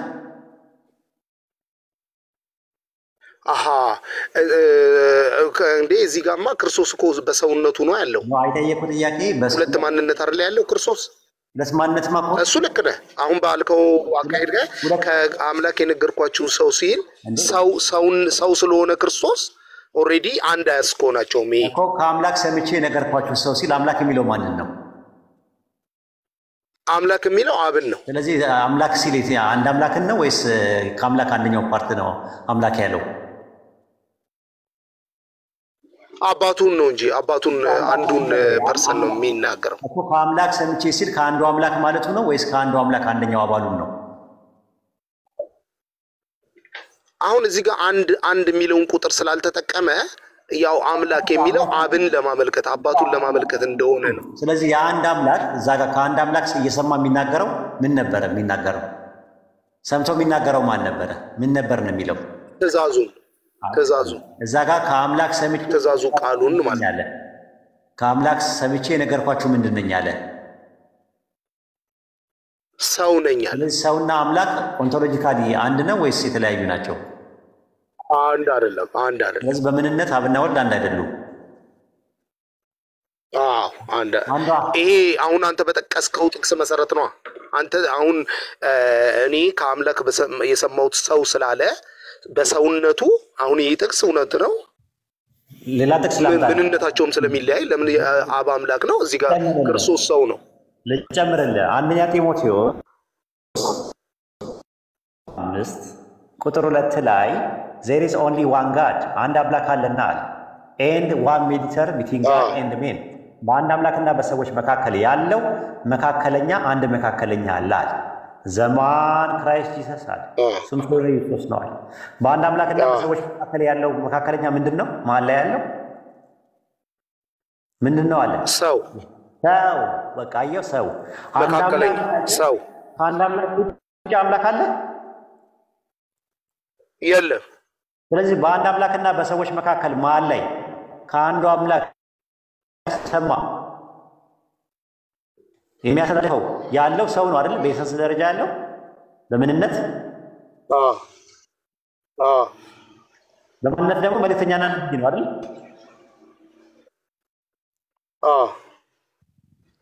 ስለዚህ ታዲያ ምን ትፈልጋለህ? አንድ አምላክ አለ ማለት ነው። አንተ ማቴዎስ 28:19 ላይ በቃ ምን የሚያሳይ ነገር አንተ እኮ እኔ የማምነውን ቃል ተናገርክ እንጂ እኔ እናንተ እኮ ማንተማመንበት ቃል አለ። ለምሳሌ የክርስቶስን አምላክነት እኔ እናንተ አንተማመንም። አንተ አምላክነቱን አትቀበልም፣ እኔ እቀበላለሁ። ሰውነቱን ግን እቀበላለሁ። አየህ፣ ሁለት ማንነት ይዤ እኔ ክርስቶስ ሁለት ማንነት አለው ነው። በአምላክነቱ ከአብ ጋር አንድ ሲሆን በሰውነቱ ግን ክርስቶስ ሰው ስለሆነ በሰውነቱ ሰው ስለሆነ አምላክና ሰው አንድ አይደለም። ከአምላክ የሰማውን ነገር ይናገራል በሰውነቱ በስጋው ወራት ስለሚል ገብቶሃል። አንተ የማታምንበት አንድ ነገር አለ፣ የክርስቶስን አምላክነት ስለማትቀበል። ቆይ ይኸውልህ አሁን እንደውም የትርቢት ትምህርት እያለቀ ነው የሚመጣው። ምናልባት ከዚህ በኋላ የሚኖረን አንድ ሴሽን ብቻ ነው የሚኖረን። ከዛ በኋላ ምንድን ነው የሚኖረን? የስላሴ ትምህርት ሲያልቅ ነገረ ክርስቶስ ላይ ክርስቶስ አምላክ ነው ወይስ አይደለም፣ አምላክነት አለ ወይ በተጨማሪ አንተ እንደምትለው አለ ወይስ የለም የሚለውን ሰፋ አድርገን እናየዋለን ኢንሻአላህ። አሁን ዛሬ ቶፒካችን ማቴዎስ ወንጌል 28:19 ላይ የስላሴ ያለው ወይ አያሳይም የሚለው ላይ ነው። ከቶፒኩ አንፃር ግን ያንተ ትምህርት ትክክል ነው አሁን ያነሳው። በቃ ስለዚህ እሱ ላይ ከሌለ በቃ ሌሎቹ እድል ስጥና እንትን በልባልና አትጥፋ። ደግሞ ፎሎ አድርገኝ። እንትን ነው እዚህ ጋር ሙስሊሞች እየተወዛገቡ ነው። በሚጠይቁት መሰረት እኮ እያወዛገብካቸው ነው። እነሱ ሰውነቱ ላይ ብቻ ተንተርሰው ነው እኮ እየጠየቁ ያሉት። ስለ ኢየሱስ አምላክነት እኮ ዛሬ አረስት የለንም። አረስታችን ዛሬ ኢየሱስ እኔ ርዕሱ ይነሳ አላልኩም እንደዛ። እኔ የክርስቶስ አምላክነት ይነሳ አላልኩም። ግን በምንነት በሚለው ከሰውነቱ ምንነት ጋር ብቻ ካያያዝከው እዚህ ጋር ሙስሊሞች ይወዛገባሉ ብዬ ነው። እንዳይወዛገቡ ብዬ ለምን አንተ የሌለ ጊዜ አሁን ከነሱ ጋር ጭቅጭቅ ነው የሚፈጠረው። ከሁሉም ጋር እንገናኛለን። ቆይ እሺ ክርስቲያን እንትን በተሆነን ቀነስ አድርገውና ተረጋግተህ እንትን ለኢየሱስ ከአብ ጋር በምንነት አንድ ነው የሚል ጥቅስ አለ እንዴ? ጥቅስ ይኖር ይሆን? ምናልባት በምንነት አንድ ነው የሚል ይኖር ይሆን ጥቅስ? እንዲህ ደረጃ በሰዋሰው አልተቀመጠማ። አሁን አንተ በምትለው ደረጃ ለምሳሌ እነሱ ሲጽፉ ሰዋሰው አልተጠቀሙም። የራሳቸውን ያነጋገር ዘይቤ ወይም ደግሞ የተጠቀሙ እንጂ አሁን አንተ በምትለው የሰዋሰው ስርዓት ጠብቀው ቢናገሩ ቆይ አሁን ለምሳሌ ብዙ ጊዜ የምትጠቀማት ነገር አለች ፎሎ አድርጉ። ፊት ለፊት ደግሞ አብዱልከሪም አለ። የአብዱልከሪምንም አካውንት ፎሎ አድርጉ ኢንሻአላህ ጀማ ሁላችሁ ማለት ነው። ከዛ ወደ ትምህርት እንቀጥላለን ኢንሻአላህ ፎሎ አንድ ላይ ያስወርድ ነው ማለት ነው። ላይቭ ላይ አብዱልከሪም በሚገባበት ሰዓት ላይ ደርስ ወይም ደግሞ ውይይትም ሲያደርግ ወይም ጥያቄና መልስ በሚኖርበት ሰዓት ላይ ትጠቀማላችሁ። የምር ለመናገር እኔ አሁን ነው የገባኝ ራሱ ይኸውላችሁ ዓመት ከ6 ወር ይሆነኛል ወደ ቲክቶክ ከመጣሁ ጥቅሙ አልገባኝም ነበር። ብዙ ሰዎች ሲሰልሙ ሳይ ምናምን ነገር ይሄ ነገር በጣም ጥቅም አለው። ዳዋው ለምን በደንብ እንትን አንልም አንዘረጋውም በደንብ በስርዓት ለምን አንሰራበትም ብለን ነው የመጣ ነው። ኢንሻአላህ አላህ ጊዜያችንን ይባርክልን። አልባሌ ቦታ አልባሌ ጊዜ ከማሳለፍ አላህ ይጠብቀን። አላህ የቂያማ ቀን ጊዜያቸውን ከሚያባክኑ ሰዎች ናቸው ብሎ አላህ ከሚጠይቀን አላህ እንዳይጠይቀን አላህ ይጠብቀን። የቂያማ ቀን ከሚጠይቃቸው ሰዎች አላህ ያድርገን። በጣም ጊዜ በጣም ወሳኝ ነገር አለው። ጊዜ አካላችንን ጉልበታችንን በአግባቡ መጠቀም ትልቅ ነገር ነው። ላወቀበት ሰው ማለት ትልቅ ነዒማ ነው እና ያንን ነው ምለው። ፎሎወርስ በርሳችሁ ተደራረጉ ሙስሊሞች ማለት ነው። እርስ በርሳችሁ ሰላም ተባባሉ፣ መሐባ ይጨምራል። ረሱል ሰለላሁ ዐለይሂ ወሰለም እርስ በርሳችሁ እስካልተዋደዳችሁ ድረስ ጀነት አትገቡም፣ እስካልተዋደዳችሁ ድረስ አላመናችሁም፣ ካላመናችሁ ጀነት አትገቡም፣ አታምኑም፣ እስካልተዋደዳችሁ ድረስ እንድትዋደዱ ሰላምታ በመካከላችሁ አብዙ ነው ያሉት። እርስ በርሳችሁ የተገናኘ ነገር የተቆራኘ ነገር በጣም ወሳኝነት አለ። ኢንፎርሜሽን ተቀያየሩ፣ ትምህርት ተማሩ፣ ገብታችሁ ተከባበሩ። አንደኛውን አይጎሽመው፣ ተከባበሩ። መከባበርን የመሰለ ነገር የለም። ይሄ ነቆራ፣ አሜት፣ ይሄ አሉባልታ፣ ይሄ አሽሙር ምናምን ነገር አትጠቀሙ። ሊላሂ ወንድማችሁ ነው፣ ሙስሊም ወንድሞቻቸውን አክብሩ። እንዲሁም ደግሞ ክርስቲያን እና አይሁዶች እንዲሁም ከሙስሊም ውጭ ያሉ ሰዎችንም ሪስፔክት ይኖራችሁ፣ አትስደቧቸው። መሰዳደብ መፍትሄ አይሆንም። አክብሯቸው። ሰው በሰውነቱ መከበር አለበት። ሰው በመሆኑ ሰውን ለመርዳት ሰው መሆን ራሱ ብቻውን ራሱ በቂ ነው። ጎረቤቶቻችሁን አክብሩ። አብሮ አደጎቻችሁን፣ የሥራ ባልደረባችሁን፣ ትምህርት ቤት አብራችሁ የምትማሩ ሰዎችን ተከባበሩ። መከባበርን የመሰለ ነገር የለም። ዊዝ ሪስፔክት መነጋገር ይቻላል። ተነጋግሮ መግባባት ካልተቻለ ደግሞ ዝምታል። ረሱል ሰለላሁ ዐለይሂ ወሰለም ሲናገሩ በአላህና በመጨረሻው ቀን የሚያምን መልካም ይናገር ወይ ዝም ይበል ብሎ ነው ያስቀመጡት። ስለዚህ ካልሆነ ዝም ማለትም ግዴታ አይደለም። እኛ የምንፈልገው ነፍሳቸው እንዲድን ነው። ራሱ ከጀሃነም እንዲድኑ ላ ኢላሀ ኢለላህ የሚለውን ገመድ ተንጠልጥለው እንዲወጡ ነው። ሌላ ነገር የለውም። ራሱ ለማሸነፍም ምናምን ነገር እሱ ፖለቲካ ላይ ነው ያለው። እዛው ፖለቲካቸው ላይ ይስሩ ፖለቲከኞቹ ማለት ነው። ወይ ደግሞ ቢዝነስ ከሆነ ንግድ ላይ ነው ያለው እሱ። እኛ የመጣንበት ምክንያት የአኼራውን እዛ ስንሄድ መጨረሻ ላይ ይዘነው የምንሄደው ነገር ያንን ነገር ነው ብለን ነው የምናስበው። እነዚህ ሁሉ ነገር ይቀራል። ራሱ ከአብራካችሁ የወጡት ልጆቻችሁም እዚሁ ነው ጥላችሁ የምትሄዱት። ንብረታችሁ፣ ገንዘባችሁ ትታችሁ ነው የምትሄዱ። ኢቨን የገነባችሁት አካል በጂም የተገነባ አካል ትራይሴፕስ፣ ባይሴፕስ፣ ቢሼፕ ምናምን ጥሩ ነው መስራት ስፖርት ለጤና ነገር። እሱም ቢሆን አካላችንንም ትተነው ክልተው ብለን ነው የምንሄደው። ታዲያ ምንድን ነው የሚጠቅመን ስንል ያመንነው እምነት፣ የሰራነው መልካም ስራ፣ የቀራነው ቁርአን ብቻ ነው ይዞን ተከትሎ ነው የሚሄደው። እና ይሄን ነው ለማለት የምፈልገው። መሀል ላይ ነሽት አድርጎኝ ያወራው መሰለኝ። ቀጥል አብዱዬ። ኧረ በጣም ጥሩ ፖይንት ነው የተነሳው። ክርስቲያኖች ካላችሁ አንድ ቁጥር ጻፉ። ክርስቲያኖች ካላችሁ ማቴዎስ ወንጌል ምዕራፍ 28 ቁጥር 19 ላይ ያለውን ተሳስታችኋል ስላሴን ያሳያል የሚል አካል ካለ ገብቶ መውገት ይችላል። ምናልባት ደግሞ ወደ ኋላ ያለፉት የተራሰሱ ነጥቦች ላይ እነዛንም ምናልባት እሺ ዳስስ እንዲነሱ የምትፈልጉ ከሆነ እነዛ ላይም መወገት ይቻላል። ጠባዋል ካላችሁ እዚህ ላይ አልተዘጋጀው የሚል ካለ ማቴዎስ ወንጌል ምዕራፍ 28 ቁጥር 19 ላይ አሁን ተነሳው ላይ እንትን ማለት ትችላላችሁ።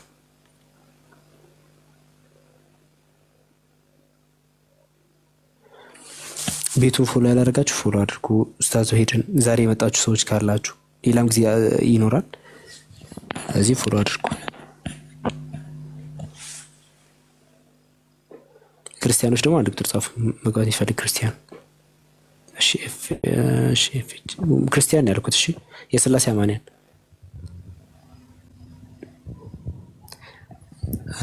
እሺ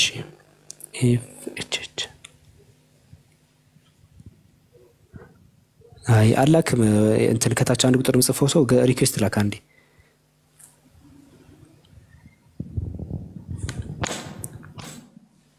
ታዲያ ክርስቲያን ያለ ሙስሊሞች አይደለም የሥላሴ አማንያን ገስት ላይ ያሉትን ፎሎ አድርጉ። አቡበከርን ፎሎ አድርጉት። ባይዘው ስለኛ አውርቶ ሰላም ተማን ያወራል። አቡበከርን ፎሎ አድርጉት። እዚህ ላይ የምትመለከቱት አቡበከር ጥሩ እንስር ላይ የሚሰራው ወንድማችን ነው። በጣም ጥሩ ልጅ ነው። ኡስታዝ ሄደን ፎሎ ያላደረገ ደግሞ አንድ ቁጥር ይጻፍና ታች ብሎክ ላድርገው። ይሄ ትልቅ ትምህርት ነው ዛሬ ያገኘ ነው።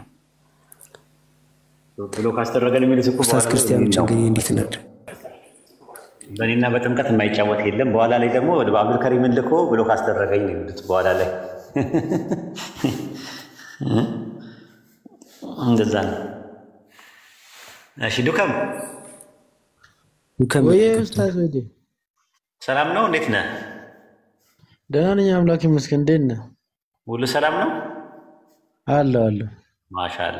አዳመጥክ ዛሬ ደርሱን ማቴዎስ 28:19 ዋው የሚገርም ነው። እዛ ላይ እኔ ራሱ እየተንገዳገርኩ ነበር። ግማሹ ተመለሰልኝ፣ የቀረች ጥቃቅን ነገር አለ። ኦኬ ማቴዎስ 28:19 ላይ ጥያቄ ካለ አቅርበው። ስም የምትለው አያያዥ ነኝ። እዛው ቀጥዬ ስም የሚለው ላይ ልጠይቅህ ነበር ከሌላ ጨምሬበት ማለት ነው።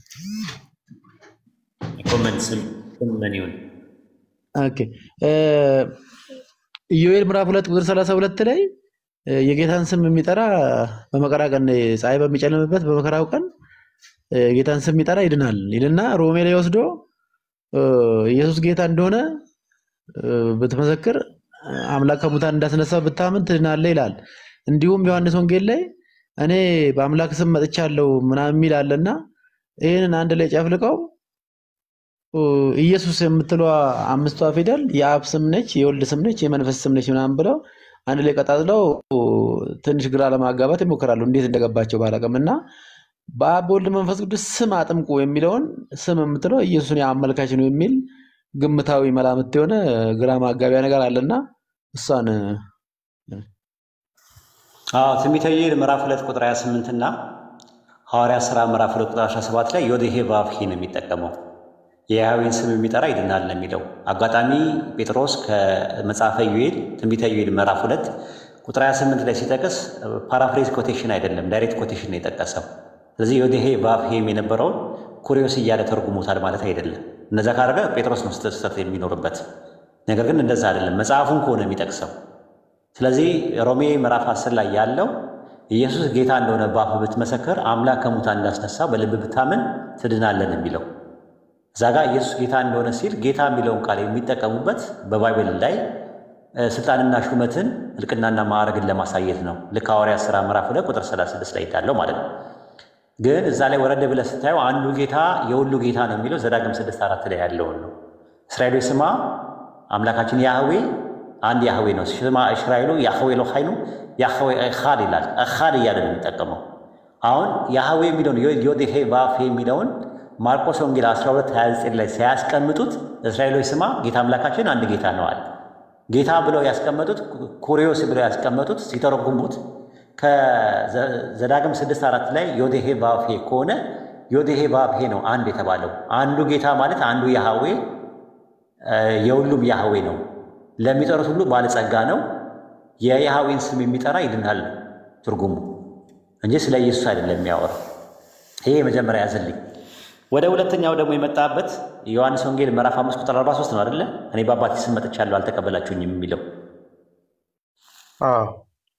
ምን ችግር አለው? አንደኛ ሳሙኤል ምዕራፍ 17 ቁጥር 45 ላይ ዳዊት ምን አለ? በማን ስም መጥቻለሁ አለ? በሰራይ ጌታ በሕያዌ ስም መጥቻለሁ ይላል እሱ። ስለዚህ የዳዊት ስም የአምላክ ስም ነው ማለት ነው። አንበዋል ስም ጥቅስ ምን ነው? ዝም አልክ እኮ አይገርምም? እንደዚህ አይጀጃ አላንተን አልኩ ተቆራርጣለህ ወይ? እየሰማው ነው። ኧረ እየሰማው ነው። ኔትወርክ ቀያ ብርቶብኛል። እዛ እሺ ተመለሰልህ። ዮሐንስ ወንጌል 5:43 ላይ መስለኛል። ኔትወርክ ቀያ ብርቶብኝ ነው። አይዴ አያይዤ ያላነበብኩም እንጂ ማንበብማ መጽሐፍ ወደ 4 ምናምን እኮ ሸምድጃለሁ። ግን ያላ እንደዚህ ማያያዙ ላይ አቅማጠው እኮ አንደኛ ሳሙኤል ምዕራፍ 17 ቁጥር 45 ላይ ዳዊት በማን ስም ነው የመጣው? በሕያዌ ስም ነው የመጣው። በአምላክ ስም መጣ ማለት ዳዊት አምላክ ነው ወይም ደግሞ የዳዊት ስም የአምላክ ስም ነው ማለት እንዳልሆነ ሁሉ ዮሐንስ ወንጌል 5:47 ወይ 43 አካባቢ ላይ እኔ በጌታ ስም እኔ በአባቴ ስም መጥቻለሁ አልተቀበላችሁኝም ይላል። ሌላው በራሱ ስም ሲመጣ ትቀበሉታላችሁ። ሌላው በራሱ ስም ሲመጣ የሚለው እንዴት ሊያደርጉት ነው?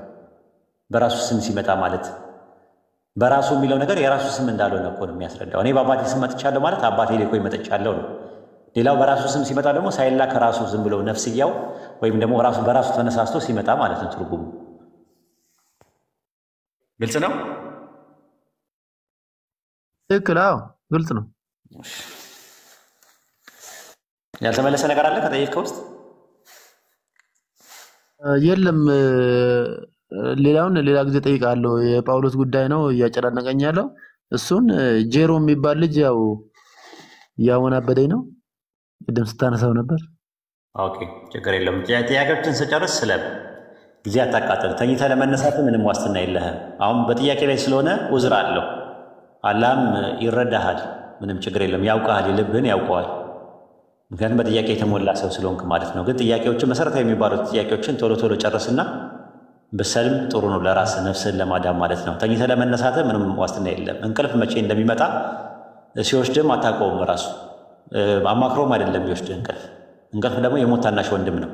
ሞትም እንደዛው ነው። ሲመጣም ሲያማክርህም ሲመጣም አማክሮ አይደለም የሚመጣው ሞትም ማለት ነው። ስለዚህ በሞት አፋፍ ላይ ሆኖ ሻሃዳ ብትይዝ ዋጋ የለው። አላህ ይጠበቅህ ከሞትም አላህ እድሜን ያርዝመው እና ምንድነው የምንመኝልህ? ሂዳያ ነው የምንመኝልህ። ኢንሻአላህ በርታና አጥናና ቶሎ ብለህ ጠቅለል ብለህ ይህንን ሰማይና ምድርን በመካከላቸው ያለውን የፈጠረውን የዓለማቱ ጌታ አላህ በብቸኝነት አምልክ። በአንድነቱ ላይ ሁለትነት ሶስትነት የሌለበትን፣ በጌትነቱ ላይ ባርነት የሌለበትን፣ በአምላክነቱ ላይ ሰውነት የሌለበትን፣ እንደገና ደግሞ በኃያልነቱ ላይ ድካም የሌለበትን፣ በጥበቃው ላይ እንቅልፍ የሌለበትን አንዱን አምላክ የአምልኮ ሀቅ የሚገባው የፈጠረህን የአምልኮ ሀቅ የሚቀበለውን አንዱን አምላክ የሚተሳሰብህን የፈጠረን ዓለማትን ሲፈጠር ብቻውን ነው የፈጠረው። ዓለማትን የሚያስተናብረው ብቻውን ነው። አህካሞቹን ይሄ ነገር ፈርድ ነው፣ ይሄ ነገር ሐራም ነው፣ ይሄ ነገር ሐላል ነው ብሎ ህጉን ያወጣውም እሱ ነው። በዛ ህግ መሰረት የቂያማ ቀንም የሚፈርደው እሱ ነው። ይሄን አምላክ በብቸኝነት አምልከህ ወደ እሱ መጠቅለል መሄድህን እንፈልገዋለን ማለት ነው ኢንሻአላህ። እና በርታ። እሺ አመሰግናለሁ።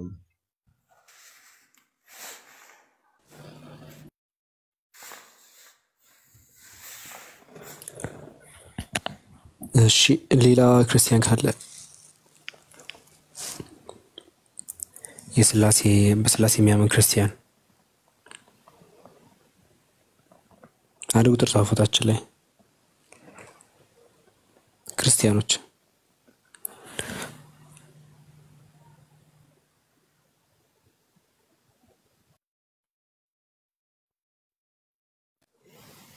ሚኪ የሚባል ሰው ገስት ሪኩዌስት አላከም። እኔ አይታየኝም። ሪኩዌስት ላክ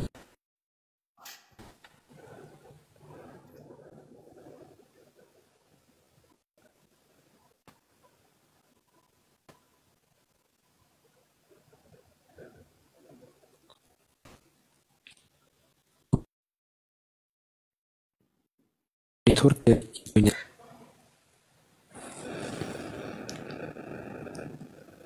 አይ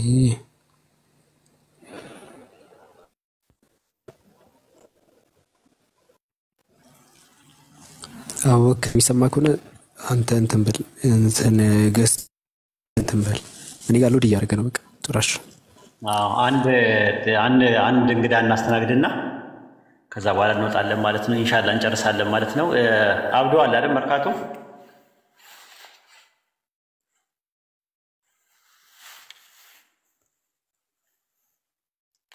የእምቢ ብሎታል። አብዶ አለ መርካቶ አለ ኡስታዝ። ሰላም አለይኩም ወራህመቱላሂ ወአለይኩም ሰላም ወራህመቱላሂ። ዋንዴ አለ ዋንዴ ሙስሊም ነው ወይስ ክርስቲያን ነው?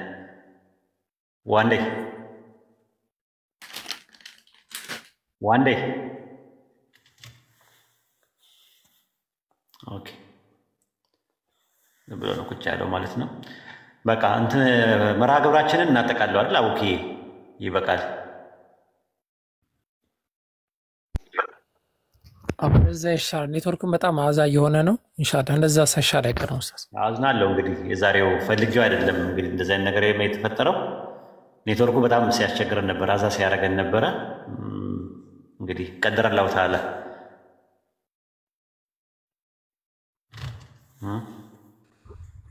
ሰላም አለይኩም ኡስታዝ። ወአለይኩም ሰላም ወራህመቱላሂ ወበረካቱ። ኢንሻአላህ የቀጣዩ ፕሮግራም ስታሳውቀን የመጀመሪያውን ፖይንት እንደ መግቢያ ብታደርግልን እንደ ፕሪቪየስሊ ኢንሻአላህ በቀጣዩ በደንብ አስተካክለ ነው። አሁን ዛሬ ትንሽ እንትን ያለው ሰሞኑን አልহামዱሊላህ የተጀመረች እንትን አለችና በየቦታው ስምህ ሜንሽን ስለሚሆን ያን ተከትለው እየገቡ ኮፒ ማድረግ አለባቸው። ሪፖርት የሚያደርጉም ስላሉ በተቃራኒው ኢንሻአላህ ፎሎ የምናደርገው አዳዲስ ሰዎችም ሆነ ባገኘነው ቁጥር እንትኑን ኮፒ ሊንክ እናድርግለት። ግን ላይቭ ላይ እንዳልነው አሁን ሰላም አገኘ ትንሽ ማሽቃበጥ ይፈልጋል። ኢንሻአላህ ከሼር ከኮፒ ሊንኩ የበለጠ ትንሽ ለአልጎሪዝሙ እንትን እንላለን። ኢንሻአላህ እቺን እንደ ቲፕ እንጨምራትና ሁላችንም ለቀጣይ ኢንሻአላህ አስተካክለ ነው ኡስታዝ እንደ ፕሪቪየስ አድርገ ፕሪቪየስሊ ብለህ ትንሽ ነካክተህልን እንገባለን። ቀጣይ ለዛሬ ቢዘጋ ይሻላል። ደምድመውና ኡስታዝ ኢንሻአላህ እስቲ እንሞክራለን እንደዛ ማለት ነው። አብዱ መርካቶ ራስን አስፋውና መጽሐፍ የምትፈልጉ ሰዎች ምን አይነት መጽሐፍ እንዳለ አላውቅም። የምትፈልጉ ሰዎች ቴሌግራም በነገራችን ላይ ጽሁፍ አለኝ እኔ የማዘጋጃቸው ጽሁፎች አሉ፣ አርቲክሎች አሉ። ወደ 2800 የሚያክል አርቲክል አለኝ። ስለዚህ አርቲክሎቹን ገብታችሁ በተለያየ አርዕስት ላይ ጥያቄዎች የተመለሱ አሁን እንደዚህ የምትሏቸው ጥያቄዎች ማንኛውም ጥያቄ ስትፈልጉ ሰርች እያደረጋችሁ የምታዩበት አለ። እዛ ላይ ግቡ። ያጀማ ያልገባችሁ ሙስሊሞች ካላችሁ ያልገባችሁ ክርስቲያኖች ካላችሁ ግቡ። ያልገባ ካለ አንዳንድ ሰው ያሳየኝ፣ አንዳንድ ምልክት ያሳየኝ። ያልገባ ቴሌግራም ቻናሉ ላይ ገብቶ የማይከታተል ካለ አንዳንድ ያሳየኝ። ይኸውላችሁ አያችሁ፣ ይሄ ሁላ ሰው የለም። ለቤተሰቦቻችሁ፣ ለዘመድ አዝማድ፣ ለጎረቤቶቻችሁ፣ ለምታውቁት ክርስቲያን ስጡ። ለሙስሊሞችም አዌርነስን ክሬት አድርጉ። አነቃቁ፣ ትውልዱን አነቃቁ። ለቤተሰቡ ሁላችሁም እንደዛ ትላለች። እስቲ አንድ ያሳያቸው አብዱዬ፣ ከፍተህ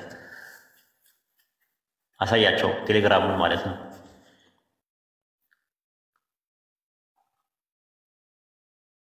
አሳያቸው። የለንም ስትሉኝ ያው በጣም ብዙ ሰው አይከታተልም። ቴሌግራም ላይ ገብታችሁ ይኸው እዚህ ጋር አለላችሁ። አሳያቸው ወይድ የሚለው ሊንኩን አሳያቸው እንዴት እንትን እንደሚለው።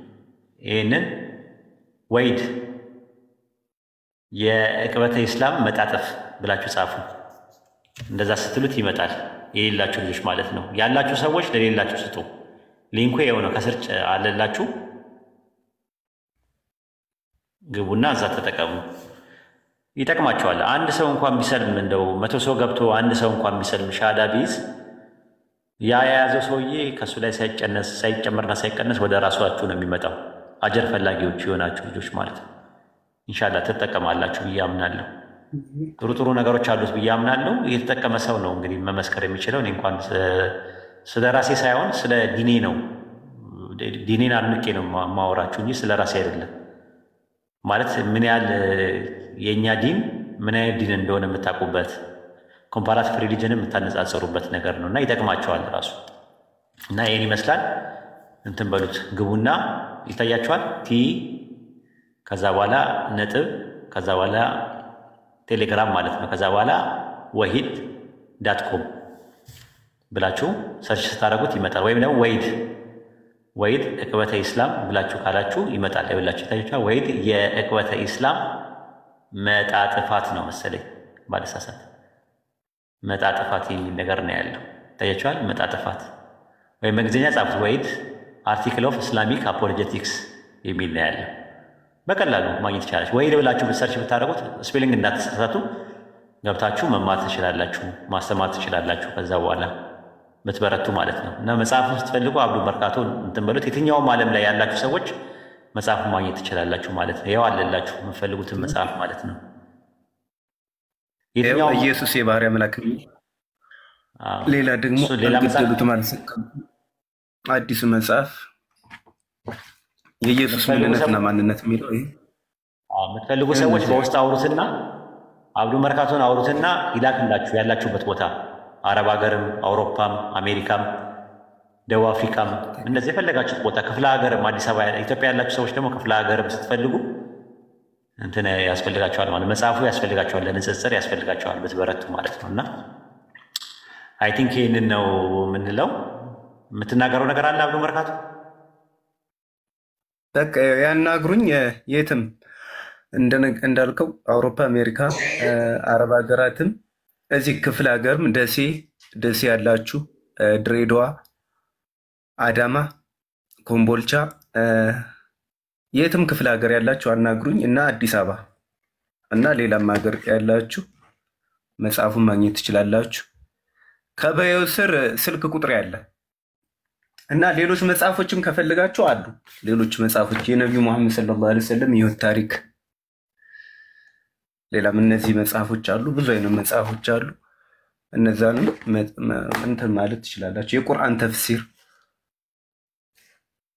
ሲራ፣ የነቢያት ታሪክ አለ። ነገ እደውልልሃለሁ አብዱዬ። አዩ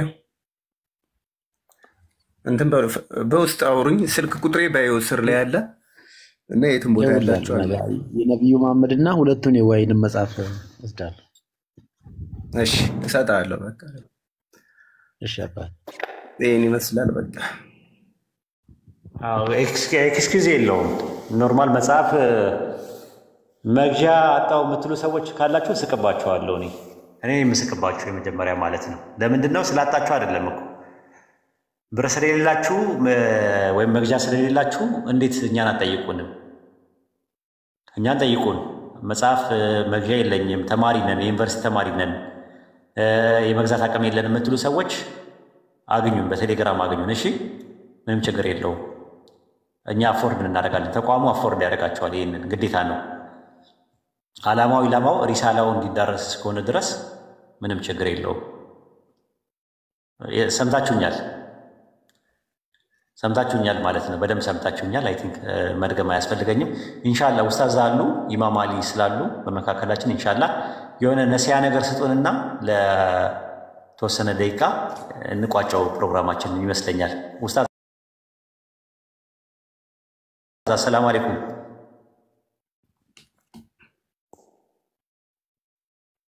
አክቲቭ አይደሉም መሰለኝ።